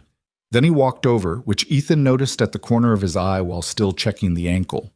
Oliver sat down beside Maya on the cracked pavement without any ceremony, cross-legged, and just sat there. Not doing anything, just there. Maya looked at him sideways. Her eyes were still watery. "I'm fine," she said, this time in the tone of someone reporting a fact to a peer rather than defending herself to an adult. Oliver sat there. "It just surprised me," she said. He sat there. "Gerald would have been useful," she said. "Like, if I'd had Gerald, I would have been looking at Gerald, and I wouldn't have stepped in the—" She stopped because she was starting to smile despite herself. "That doesn't make any sense." Oliver looked at her. The corner of his mouth moved. She started laughing then, the way you do when you're embarrassed and slightly hurt, and someone just looks at you right. The laugh broke the thing she'd been holding, and she put her hand over her face and laughed. And Oliver sat next to her on the pavement and did not laugh, but looked like he understood every part of why she was. Victoria was standing just behind Ethan. He became aware of a sound from her direction. Small, controlled, the kind of sound that happens when you prevent something larger.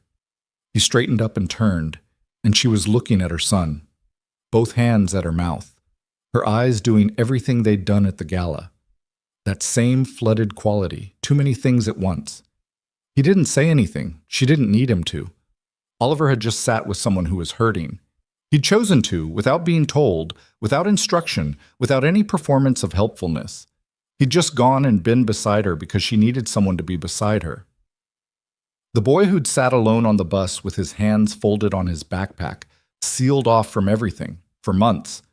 That boy had just gone and sat on cracked pavement next to an 8-year-old girl and stayed there until she felt better. Victoria pressed her hands against her mouth and looked at the sky for a second, and did a very hard thing, which was hold herself together when part of her had every right to fall apart. Ethan stood beside her without doing anything except being there, which seemed to be the thing she needed, and was, he noticed, more or less what Oliver had just done for Maya.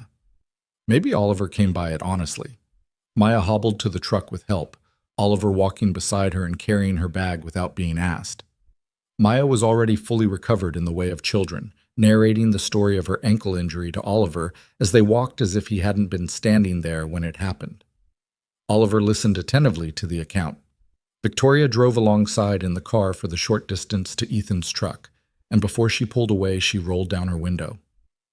"Thank you," she said, which she'd said before, on that first morning at the bus stop, and it had meant something different then. "Your kid did the thing," he said. "I just stood there." She shook her head, which he took to mean that wasn't what she was thanking him for, and he didn't push it. She pulled away. He got Maya into the truck, got her foot up on the dash with a bag of fries from a drive-thru as a therapeutic ice pack substitute, which Maya accepted on the grounds that it was close enough, and drove home. They'd been back maybe 20 minutes when his phone buzzed. It was Victoria. Not a long text, just, Oliver asked if Maya was okay. He looked at it. 3 words and what they meant. A kid who hadn't asked about people out loud in 2 years asking about a person. He typed back, "Tell him she's fine." Gerald survived the fall. A pause. Then, he smiled at that. Another pause. Then, so did I. He set the phone down.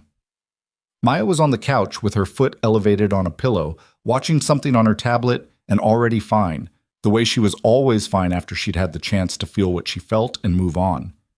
Outside the window, the Saturday afternoon was doing what it usually did, cooling as the light changed, the neighborhood reassembling itself toward evening. The guy upstairs was cooking something that involved garlic. A kid was riding a bike in circles in the parking lot. Somewhere down the block a radio was on.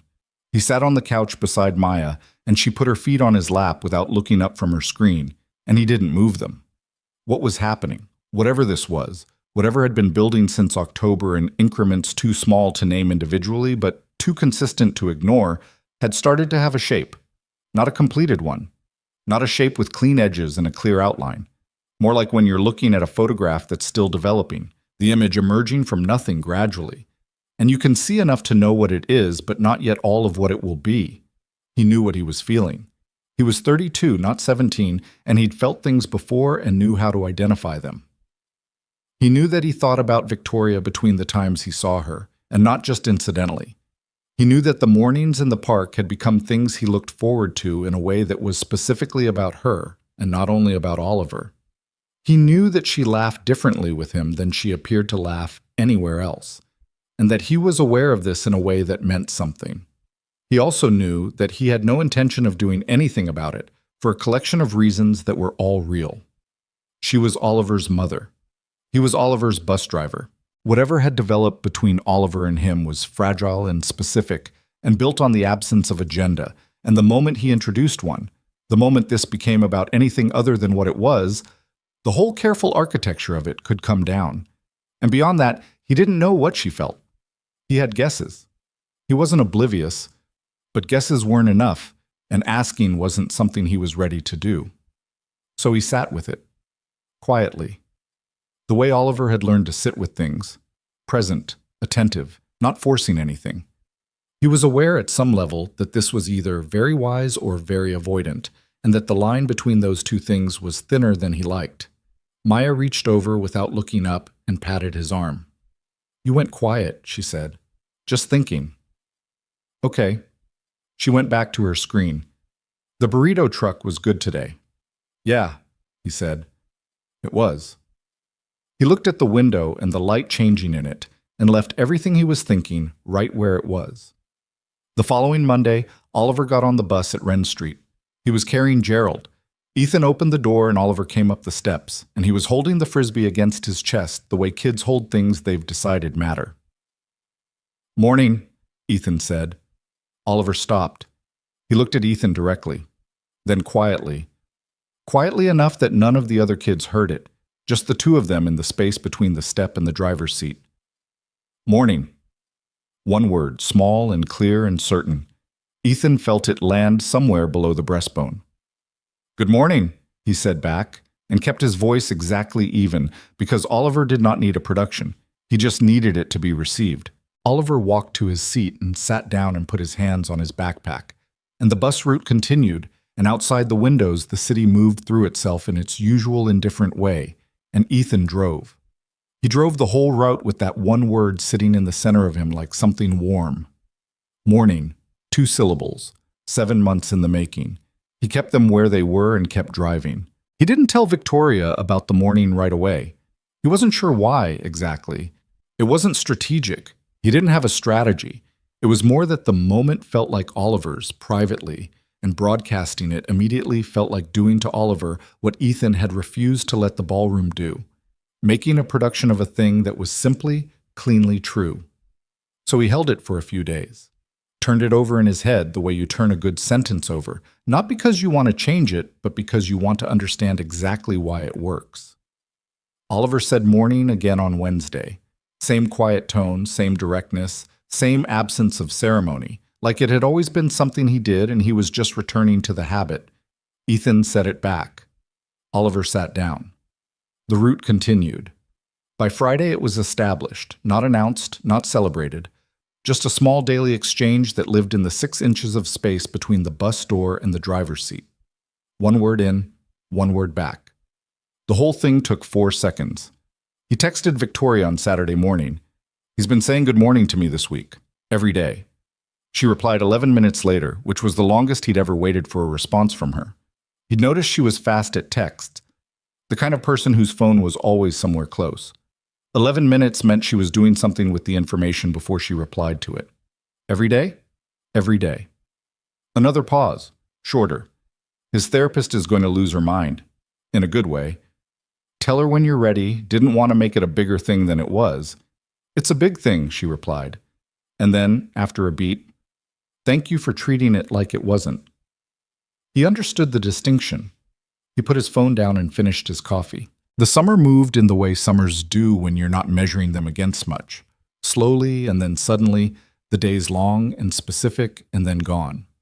The school year ended in mid-June, which meant Oliver was off the bus route until September, which meant the mornings at Wren Street stopped, and Ethan became more aware than he'd expected of their absence. The route without Oliver was the route it had been in September before Oliver. All the same kids, same stops, same timing. Nothing was different. He kept telling himself that.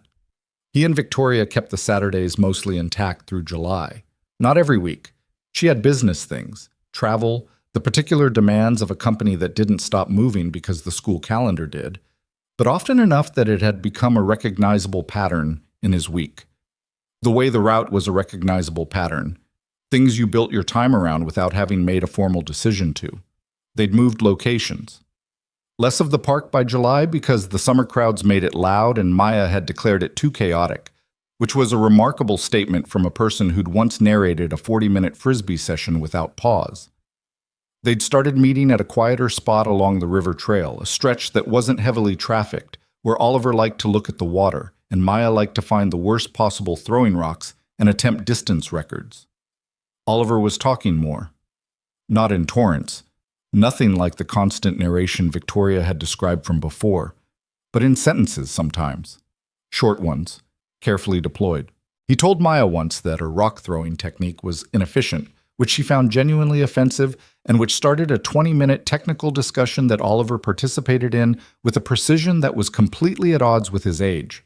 He asked Ethan once if the bus had a name, and when Ethan said no, Oliver looked at this piece of information for a moment and then said, with complete seriousness, it should have one. Ethan had thought about it for the rest of the day.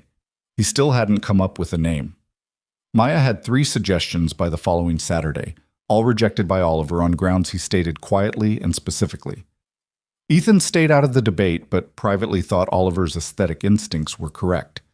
What he couldn't stay out of, or couldn't stay out of indefinitely, was the thing between him and Victoria that had been growing with the same quiet consistency as everything else in this unlikely arrangement. It wasn't dramatic. That was the thing about it.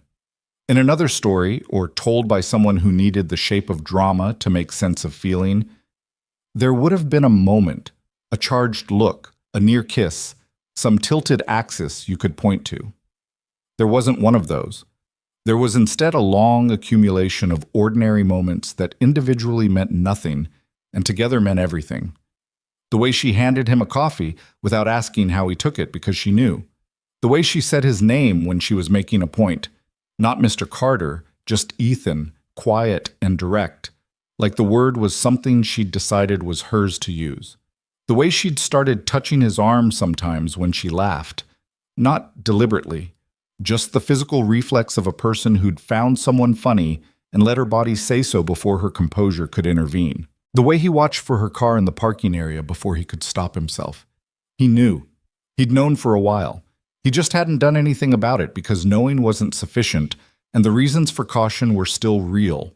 Oliver, the route, the architecture of what they'd built, all of that still stood. And then there was the other thing. The thing he'd been aware of since February, since the video went places, since people had started treating Victoria Hayes' love life like public infrastructure. The men hadn't stopped. That was the reality he'd been observing from his particular vantage point for months. The ballroom hadn't ended the competition. If anything, the video had clarified the rules, and some people had decided that the new play was to pursue a friendship with Ethan Carter specifically, which was its own kind of thing to witness. Two of them had introduced themselves to him.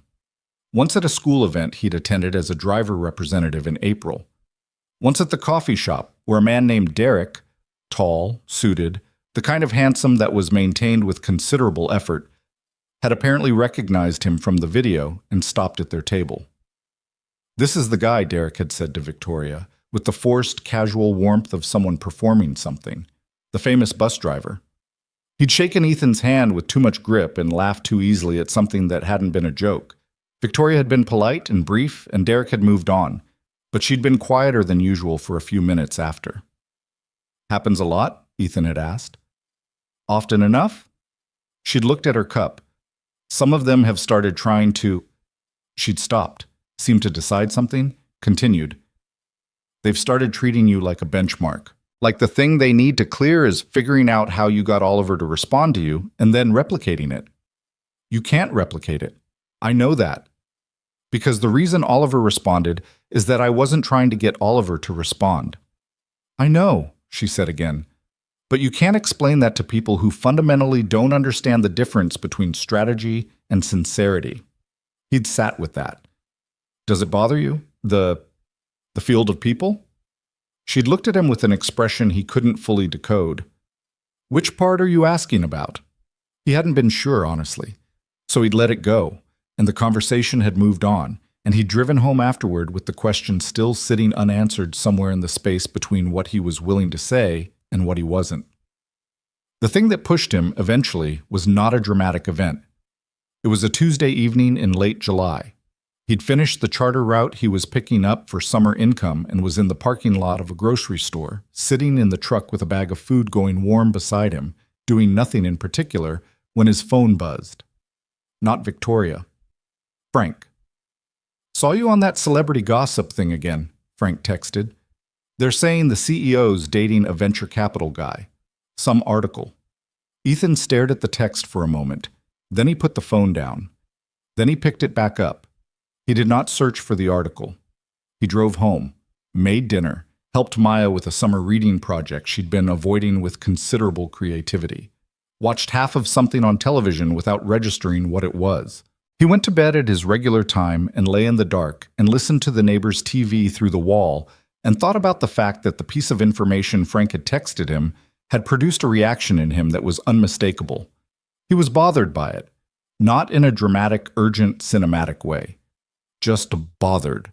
A persistent low discomfort that he recognized as the kind of feeling that lived in the difference between what you'd been telling yourself you wanted and what you actually wanted. He'd been telling himself he was being careful, that he was protecting Oliver and protecting the arrangement and not inserting himself where he didn't belong. All of which was true, as far as it went. But it went only so far, and beyond it was a simpler truth that he'd been navigating around for months. He didn't want Victoria Hayes to be dating a venture capital person. He didn't want her to be dating anyone. He wanted, in a specific and honest way that he'd been declining to name, to be the person she was with. He lay in the dark and acknowledged this because he was 32 years old and had been through enough to know that not acknowledging things didn't make them smaller. Then he went to sleep because acknowledging something and acting on it were different categories of decision, and one night wasn't enough to figure out the second one. He texted Victoria the next morning. "Is Saturday still working for you?" She replied quickly, normal speed. "Actually, could we do something different? Oliver has a thing with his therapist in the morning.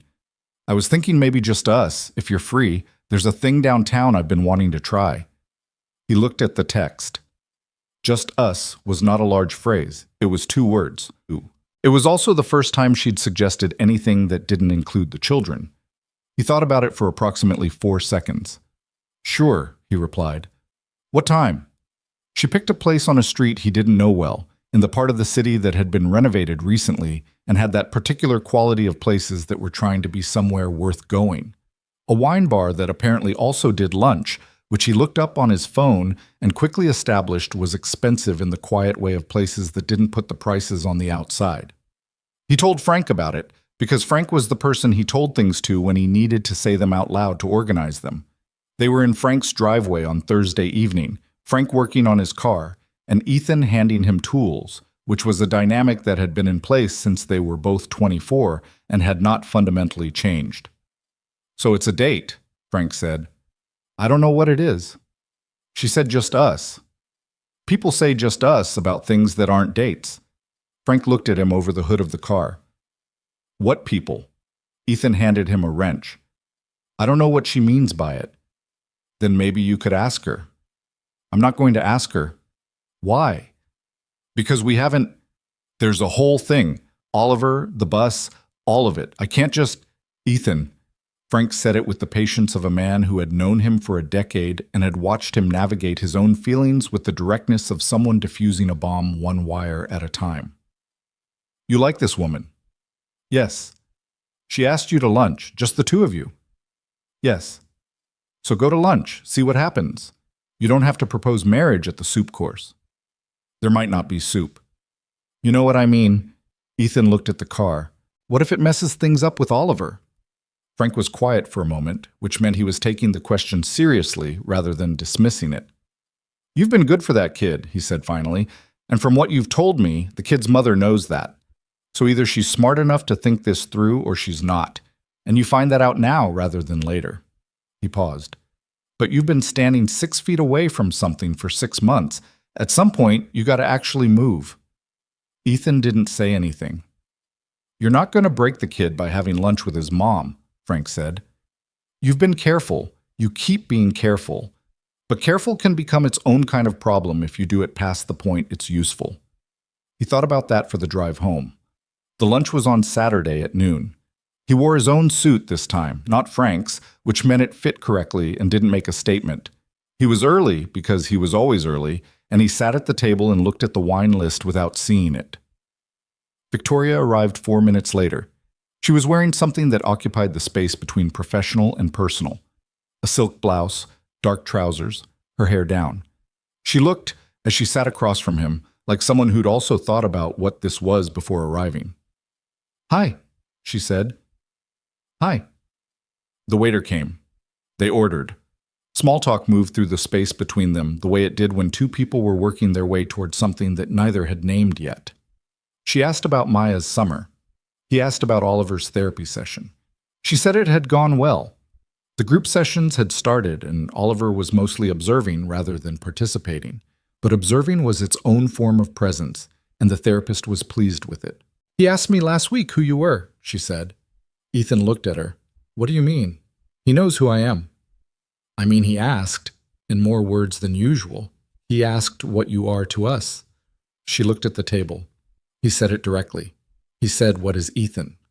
The sentence moved through him in a way he didn't have an immediate vocabulary for. "What did you tell him?" he asked. "I told him you were our friend." She looked up, and then I sat with whether that was the whole truth. The table between them was very still. Around them, the restaurant was doing its lunch business. Other conversations, someone's birthday at the table across the room, the clean sound of good glassware. "Victoria," he started. "I'm not going to pretend I don't know what this is," she said. Not dramatically, just clearly, like someone who'd decided the cleanest path through a complicated thing was to say it plainly. "I've been careful about it because of Oliver, and because of the video and the promise and all of it. I didn't want to be that person, the one who manufactured a romantic narrative out of something that belonged to my son." "You're not that person," he said.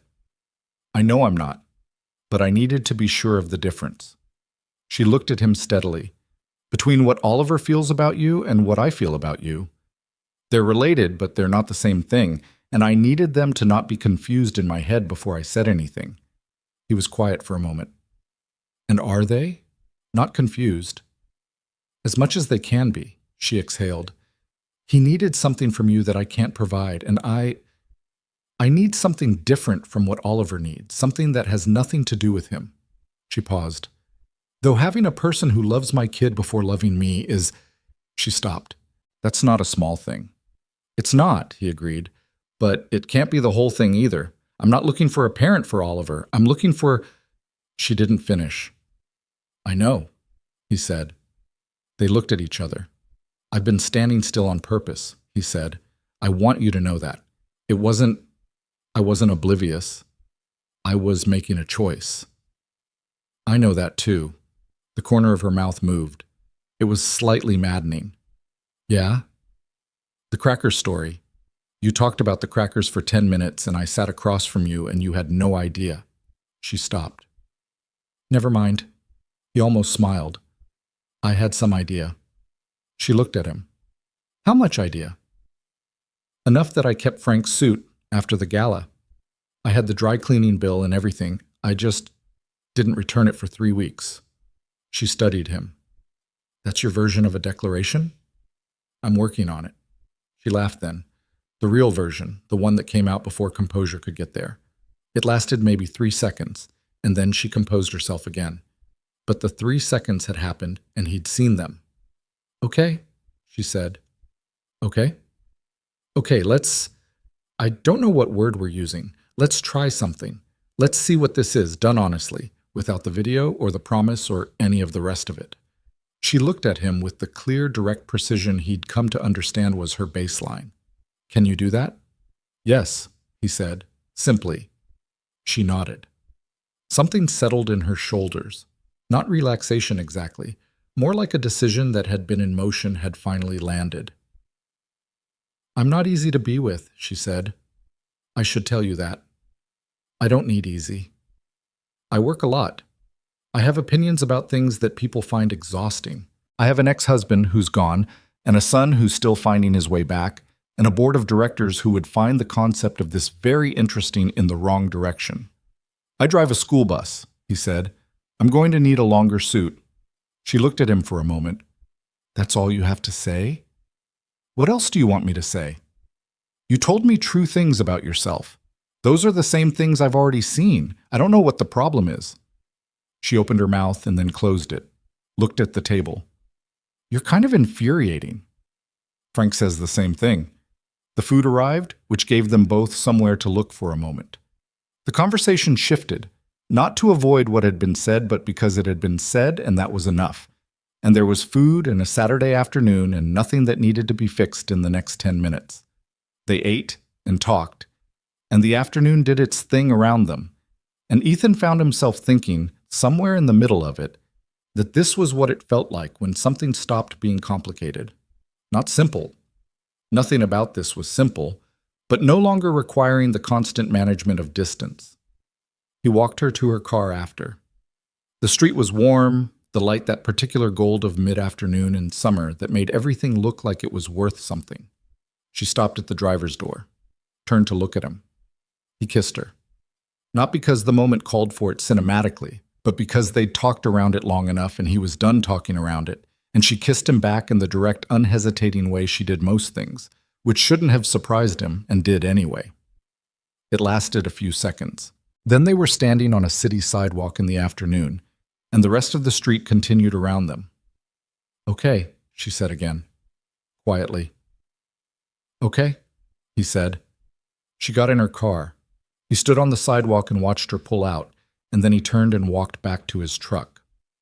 Frank called 20 minutes later, apparently operating on some kind of frequency. How'd it go? Fine, Ethan said. A pause. Define fine. Good. It went good. Another pause. Are you smiling? Drive your own car, Frank. Frank made a sound of complete satisfaction. Knew it. Pay up, Linda, he said, apparently to his wife, who could be heard in the background making a sound of mock disappointment. You bet on me? Small amount. Look, I believed in you. Goodbye, Frank. Good for you, man. Genuinely. He hung up. He sat in the truck for a moment. The street outside was doing its regular Saturday afternoon business. He put both hands on the wheel. He thought about Oliver asking, "What is Ethan?" The question, unanswered. A 6-year-old's version of the thing he and Victoria had been circling for months, asked plainly because Oliver did most things plainly when he chose to do them at all. What is Ethan? A friend, Victoria had said. And then she'd sat with whether that was the whole truth. He was still working out what the whole truth was, but he'd moved toward it today, which was more than he'd done in 6 months, and it felt like the right direction. His phone buzzed. Victoria. Oliver just asked me if you're coming to the park on Saturday. He read it twice. What did you tell him? Her reply came fast. I said I'd ask you.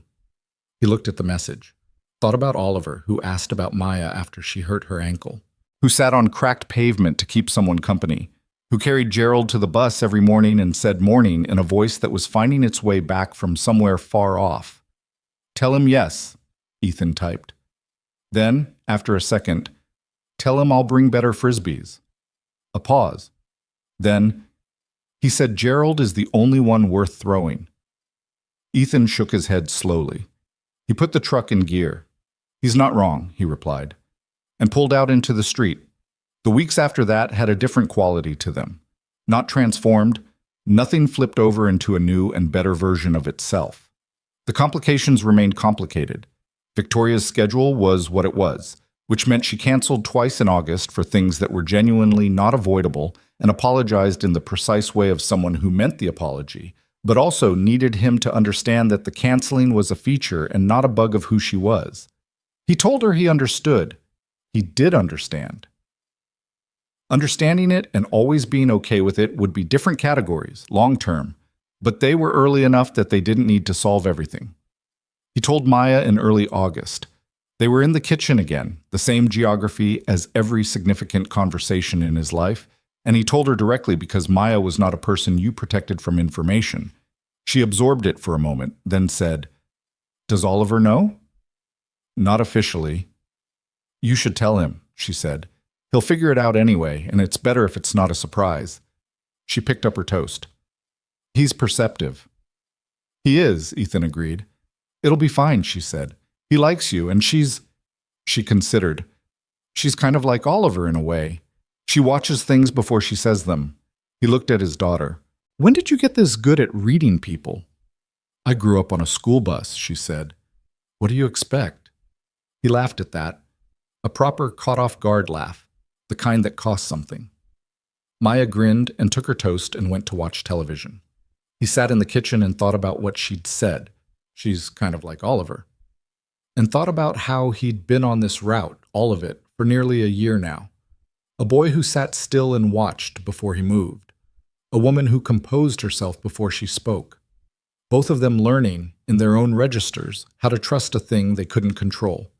And him, Ethan Carter, school bus driver, 32 years old, bad at saying things but apparently adequate at doing them, learning the same lesson from a different direction. He still had the drawing in his wallet, ETHN, OLIV. The two figures, the bus or sun. He took it out sometimes and looked at it, not for the sentimental value of the artifact, but because it reminded him of what the whole thing had started with before any of the rest of it.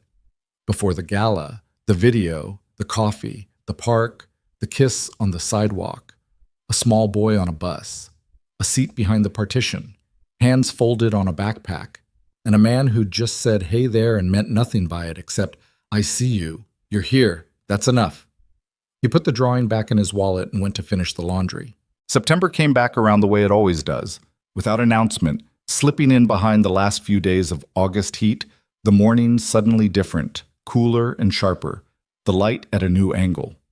Ethan pulled out of the depot at 6:47 on the first day of the new school year and drove to Wren Street, and Oliver was already there at the curb when he arrived, 5 minutes early, hands in his jacket pockets, backpack on. The red jacket from last spring had been replaced by a new one, dark green, slightly too big, the kind of practical size you buy a growing kid when you're thinking ahead. His hair had been combed with the same careful attention as always. Gerald the Frisbee was not visible, which meant it was in the backpack. Ethan opened the doors. Oliver looked up at him. Then he came up the steps, stopped beside the driver's seat, and said, Morning, Ethan. Not morning. 2 words, first name included.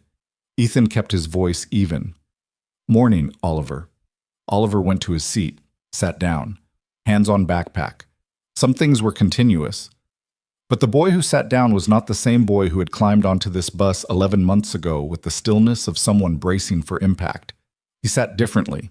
Not loose. He was still Oliver, still precise and contained, but without the sealed quality, the sense of a door closed from the inside. He sat like someone who was present and knew it and had decided that was acceptable. Ethan pulled out of the stop. In his rear-view mirror, he watched Oliver tilt his face slightly toward the window as the bus moved into the morning. Not pressed against it like he was trying to get out.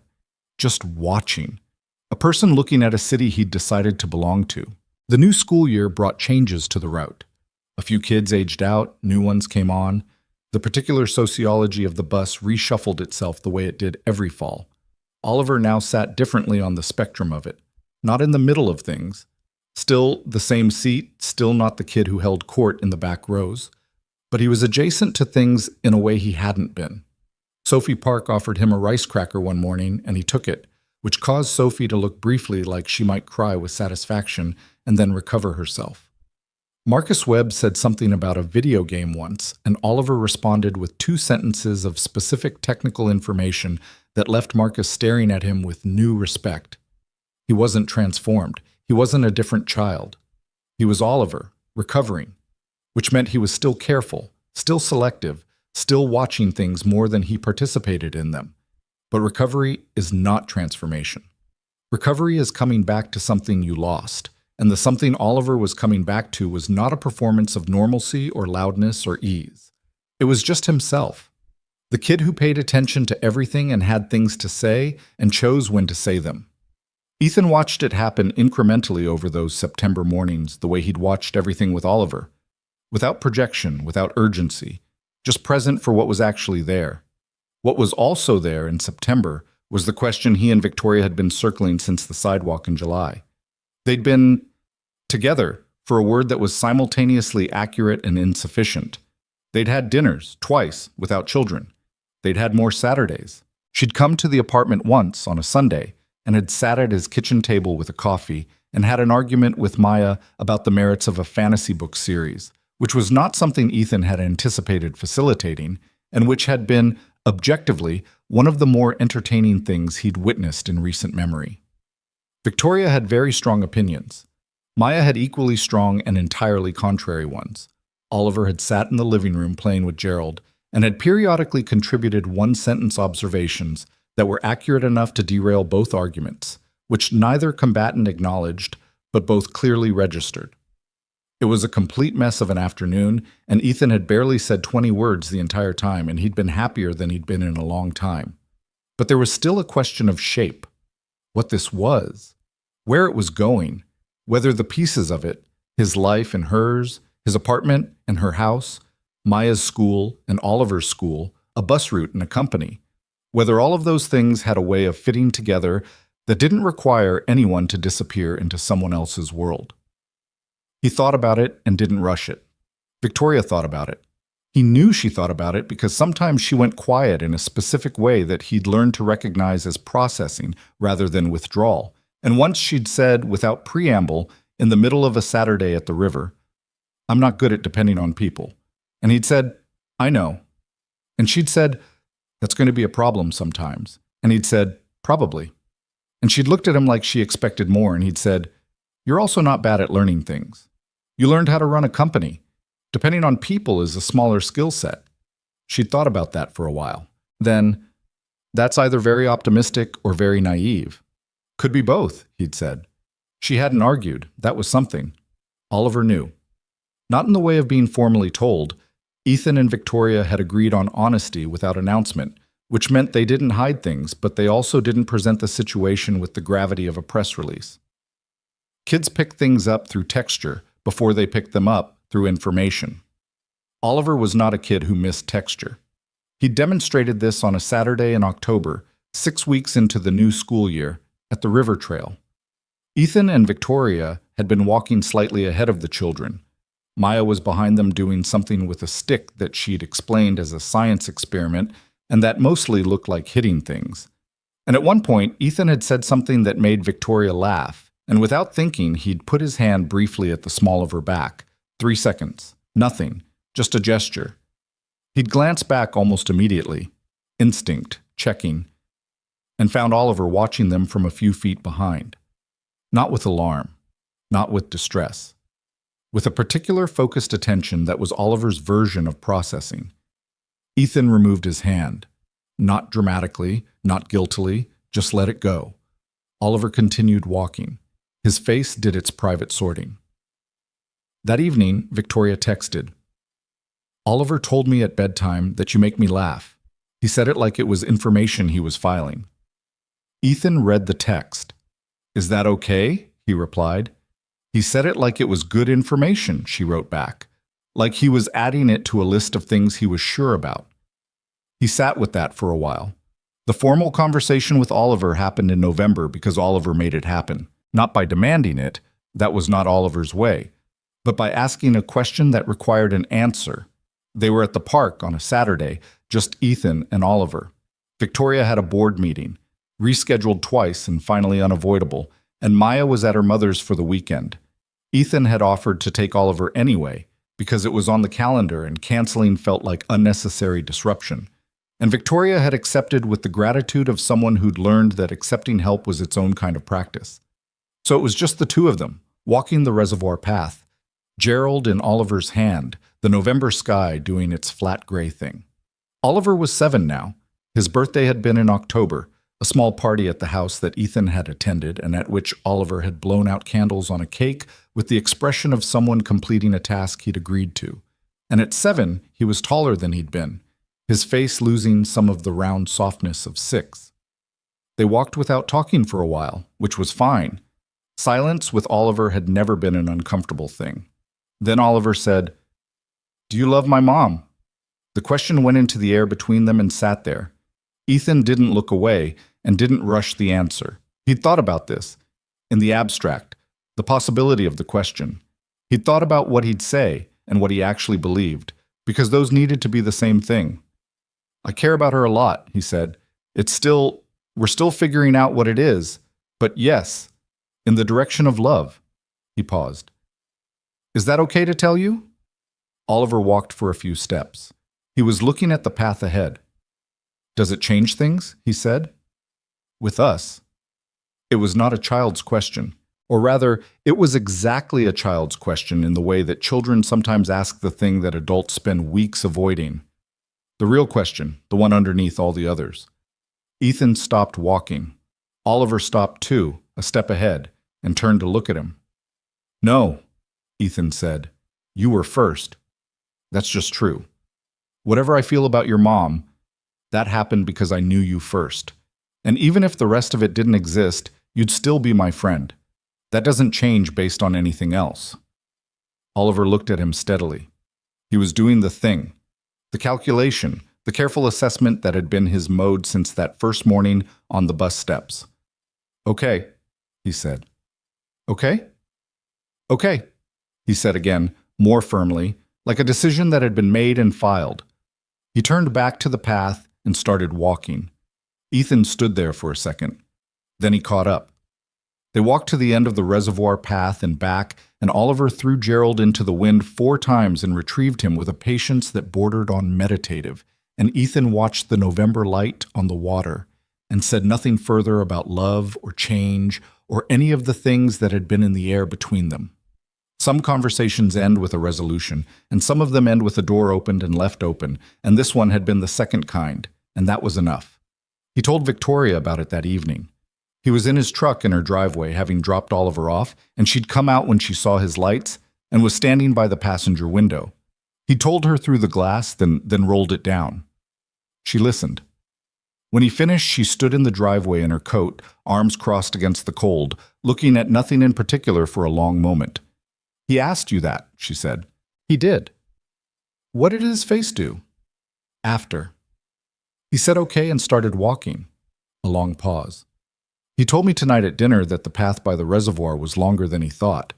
Her voice was doing the controlled thing, the management. "That's all he said." "Sounds right." She looked at him. The porch light was behind her and her face was partly in shadow. "You said in the direction of love." "That's what I said." "Is that still accurate?" He looked at her. More accurate than it was this morning. She unfolded her arms, looked at the driveway. Then she put her hand on the window frame, close to his, not quite touching. "I'm not going to rush this," she said. "I need you to know that. I don't make decisions about my life quickly. I never have." I know. But I know what this is. I've known for a while what this is. Me too, he said. She looked at him for a long moment. Then she leaned in through the window and kissed him briefly and straightened up. Drive safe, she said. Always, he said, which wasn't entirely true given the truck's ongoing mechanical situation, but seemed like the right thing. He backed out of the driveway and drove home and went to bed at his regular time and slept, which felt significant only in retrospect. Winter came, then spring. He drove the route every morning. Oliver said morning, Ethan at 7:14 at the Wren Street stop, 5 minutes early, and Ethan said it back, and the route ran from the depot and back every day. And Maya argued with Oliver about books and frisbee technique and the names of constellations, which Oliver knew more of than any of them had expected and turned out to have opinions about. What was between Ethan and Victoria grew the way things grow when you stop measuring them.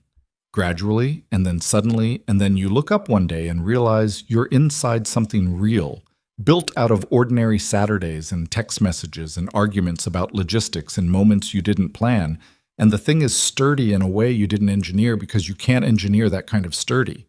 It either builds itself through use or it doesn't. It built itself. Not without friction. There were nights Victoria canceled and didn't sufficiently explain why until Ethan said flatly that he needed better than I had a thing. And she'd looked at him with that flash of irritation she got when she was also recognizing that the other person was right. And they'd had their first real argument, which was overdue and not pleasant and necessary.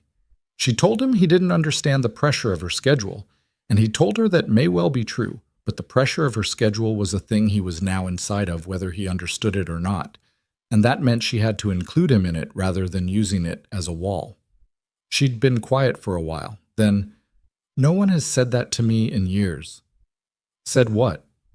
That they were inside it, not that they accepted it, not that they understood, that they were in it with me. "I am," he said.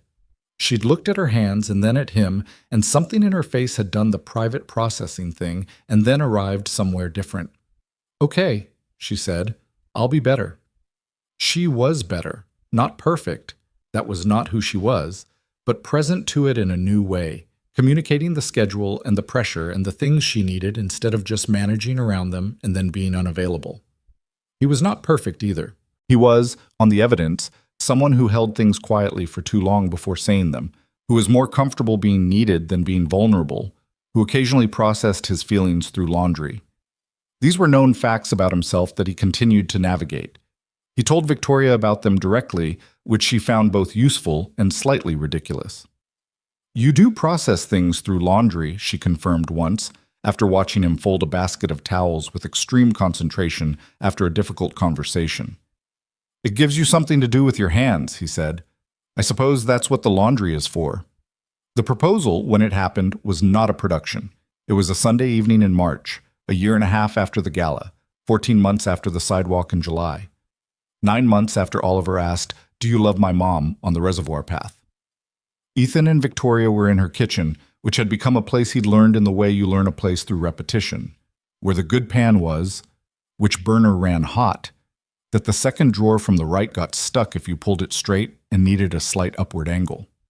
They were making dinner. She was doing something with vegetables and he was doing something with a pan, and Maya and Oliver were in the living room in the state of low-level ongoing disagreement that had become their default mode of interaction, which both of them appeared to find comfortable and neither would have admitted to enjoying. Victoria was in the middle of a sentence about something at work. The VP, the one who was right about everything and wrong about the way he was right about it, had finally reached the end of what she could manage, and she was deciding whether to restructure the team around him or have the harder conversation. And Ethan was listening and stirring something, and he looked across the kitchen at her, and she was gesturing with a wooden spoon to illustrate a point, and her hair was slightly disordered, and she was completely herself, not the version she presented to boardrooms or charity galas or the world that watched her publicly. Just her. In a kitchen, talking about a problem she was working through. He put the spoon down. She noticed the change and stopped mid-sentence. "What?" "Marry me," he said. She stared at him. "I don't have a ring," he said. I thought about getting one, and then I realized I have no idea what you'd want, and buying the wrong one seemed worse than none. So I don't have one. I can get one, or you can get one, or we can go together. I don't know how you want that to work. But I want to marry you, and I've been sitting on this for 3 months, and I didn't want to turn it into a performance. So I'm just saying it in the kitchen because this. He gestured at the kitchen, at the house, at the muffled argument happening in the living room about something that sounded like a fictional magic system. This is what I want. This is the version I want. So, Victoria looked at him. Her wooden spoon was still in her hand. The look on her face was the one he'd seen only a handful of times, the one where the processing was happening right on the surface, nothing hidden, everything there at once. You've been sitting on it for 3 months, she said. I told you I hold things too long. You could have, the New Year, that would have been, I didn't want to do it on a holiday. Valentine's Day. Absolutely not. She stared at him for another second. Then she set the spoon down. Yes, she said. He looked at her. Yes, she said again. Less like an answer and more like a fact she was stating. Obviously, yes. Don't look at me like you're surprised. I'm a little surprised. You proposed in the kitchen with no ring in the middle of a conversation about my VP. And you said yes. I said yes. She looked at him with an expression that was exasperated and completely, unguardedly happy, two things occupying the same face at once, in the way feelings sometimes did when they ran out of room to be separate. You're so, don't say infuriating. Infuriating, she said. He crossed the kitchen and she met him halfway, which was, he thought, an accurate description of how most things between them had worked. From the living room. Are you guys being weird in there? Maya's voice, suspicious. We're cooking, Ethan called back. A pause. Then Oliver's voice, precise and unhurried. You're not cooking. The pan stopped. Ethan and Victoria looked at each other. We'll tell them at dinner, she said quietly. Yeah, he said. She picked up her wooden spoon. He went back to the stove. Dinner was ordinary. The four of them at the kitchen table, food that was slightly overcooked on account of the conversation that had intervened, Oliver eating with his specific neatness, Maya talking about something from school that had the structure of a grievance, but turned out to be a story she found funny in retrospect. After the plates were mostly done, Ethan set down his fork. Victoria was watching him. He looked across the table at Oliver and Maya. I asked your mom to marry me tonight, he said. He said it to both of them, but he looked at Oliver. Maya's fork hit the table. I knew it, she said. I told you, she said to Oliver. I said this was going to happen, and you said, I said probably, Oliver said. You said probably. That's basically the same as I knew it. It's not. It's basically, Maya, Ethan said. She stopped, collected herself, looked at him with the bright, genuine feeling she didn't bother to manage because she was 10 and didn't see the point. Are you happy? Yeah, he said. I am. She nodded firmly, as if this confirmed something she'd been tracking. Then she looked at Oliver. Your turn. Oliver looked at Maya, looked at his mother, who was watching him with the particular alert stillness of a woman trying not to put pressure on a moment. Then he looked at Ethan. Ethan waited. Oliver was quiet for a moment in the way he was quiet when he was deciding something, not because he didn't know, but because he was choosing the words carefully, the way he always chose words, aware of their weight. Is our family, Oliver said, going to live together? That's the plan, Ethan said. If you're okay with it? Oliver looked at the table. His hands were flat on either side of his plate, not folded on a backpack, not sealed away, just his hands, resting. Maya gets the room near the stairs, he said. Maya looked at the ceiling. I literally already called that room. Because it gets more sun, Oliver continued. Her plants need the sun. I looked it up. Maya stopped talking. She looked at Oliver with an expression that was too complicated for 10 years old, doing what it sometimes did when Oliver did something that moved the ground under her. Then she looked at her plate and said nothing, which for Maya was the loudest possible statement. Yeah, Ethan said after a moment. She gets that room. Oliver nodded. Matter resolved. He picked up his fork. Victoria put her hand over her mouth briefly, removed it, straightened. "I'm not crying," she said. "I can see that," Ethan said. "I'm genuinely not crying." "Okay." Maya pointed at her own eyes significantly, and then at Victoria, which was her way of indicating that she was not convinced, but was willing to let it stand. They did the dishes together after dinner. All four of them, which was not the most efficient system, but had become the Sunday system, a rotating assignment of roles that Oliver had formalized with a small handwritten chart on the refrigerator that nobody had asked him to make, and everyone had started following. He took the organization of domestic systems seriously in a way that the rest of them found quietly hilarious and practically useful. Oliver washed, Maya dried, Ethan and Victoria put things away, which was the least skilled position and generally assigned to whoever had cooked, on grounds of fairness that Oliver had articulated once, and that no one had found a way to argue with. The kitchen was full of ordinary sound: water, dishes, Maya's running commentary on a story from school that had grown in the retelling, Oliver's occasional single-sentence contributions. Ethan put a pot away in the cabinet and turned back, and Victoria was at the counter beside him, and she looked up at him with the expression she had when she was present to something. Not managing it, not planning ahead, just there in it. He thought about that first morning at Wren Street. Oliver on the bus steps, the backpack and the folded hands, and the eyes older than his face. "Hey there." Nothing by it except acknowledgement. He thought about the crackers, the drawing. ETHNOLIV. The two figures, the bus or sun. He still had it. It had been in his wallet for a year and a half, and he had not taken it out. He thought about the word morning in a small voice on a January bus, after months of silence, spoken to no one in particular but specifically to him. None of it had been a plan. He hadn't set out to fall in love with a CEO or to become something essential to a boy who'd gone quiet with grief. He'd just driven the route and said hello and treated a small person like he was a person and waited, without agenda, for whatever was true to show up. That was the lesson, if there was one. Not that patience was a strategy, not that quiet consistency was a technique for winning something. It wasn't technique, it was just what you did when you'd learned, through whatever combination of experience and failure and paying attention, that you couldn't manufacture trust. You could only be trustworthy, repeatedly, without reward. And then see what it built. What it had built was a kitchen on a Sunday evening, a boy who said morning every day and carried a warped frisbee in his backpack and had a chart on the refrigerator.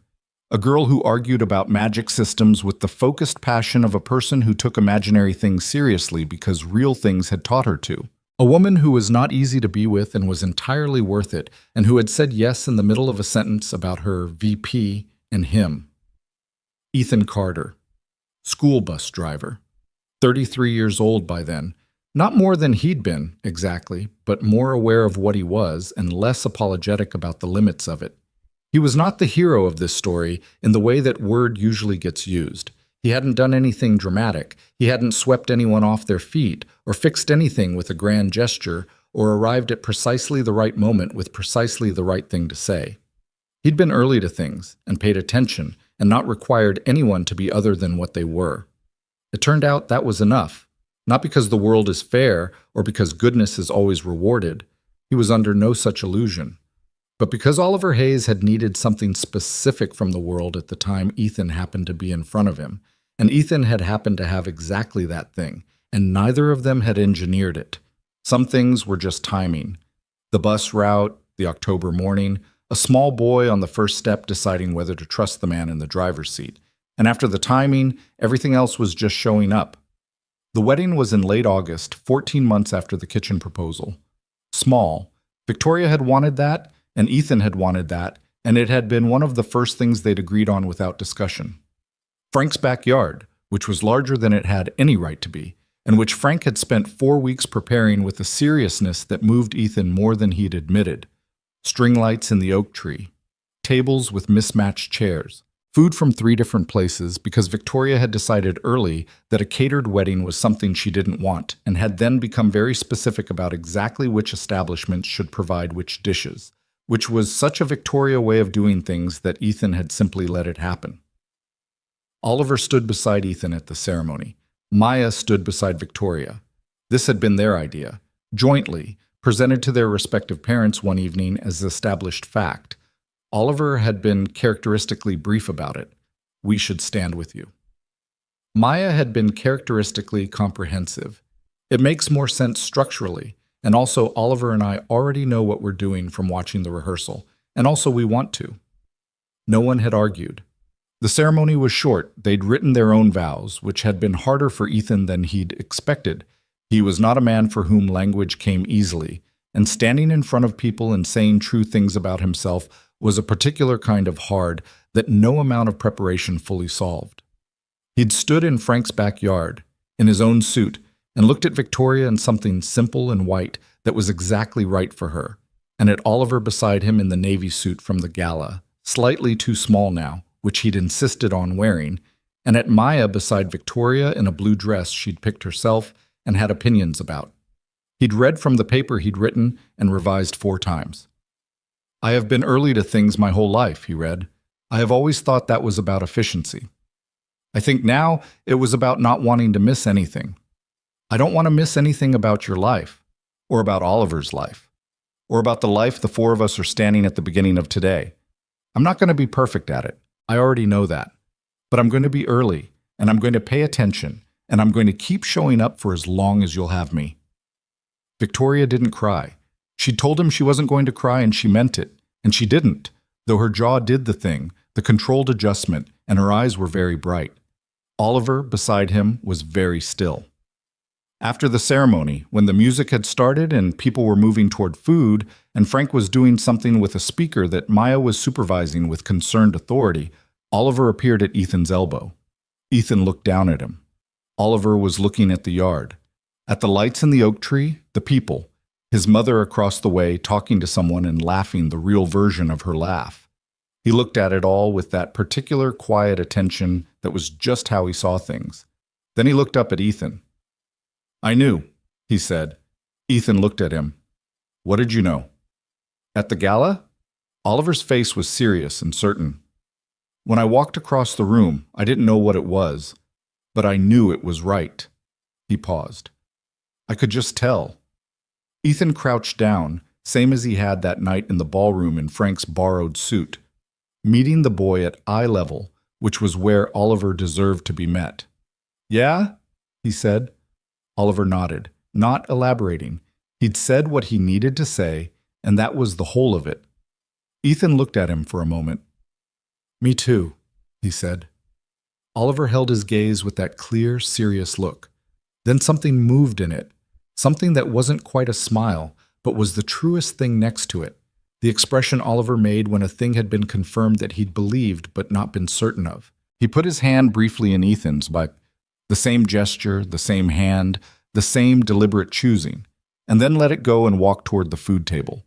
Because he'd said what he came to say, and Maya was over there, and the table had something that looked interesting. Ethan stayed crouched for a moment longer. The string lights were on in the oak tree, and the evening was warm, and the yard was full of the specific noise of people who were genuinely glad to be somewhere. Frank was winning an argument with the speaker. Maya was eating something before dinner was formally served, which Ethan had told her not to do, which she was doing anyway. Victoria caught his eye from across the yard and did something small with her face that was only for him. He straightened up. He was not a man who believed that everything happened for a reason, or that the universe arranged things with intention. He didn't need it to. He'd seen enough random hard things in his life to know that comfort and meaning had to be made, not discovered waiting. But some things you couldn't plan. Some things arrived in the form of a 6-year-old on a bus step on an October morning with dark eyes and folded hands and a grief he'd been carrying for 2 years. And those things, if you were paying attention, if you were present to them without requiring them to be something other than what they were, those things could build a life you hadn't imagined for yourself. The drawing was in his wallet. Still, the wallet was in his jacket pocket, and the chair where he'd put it before the ceremony. Ethan, Olive, 2 figures, a bus or sun. He was going to keep it there. He walked across the yard toward his wife. Behind him, in the oak tree, the string lights held steady against the coming dark.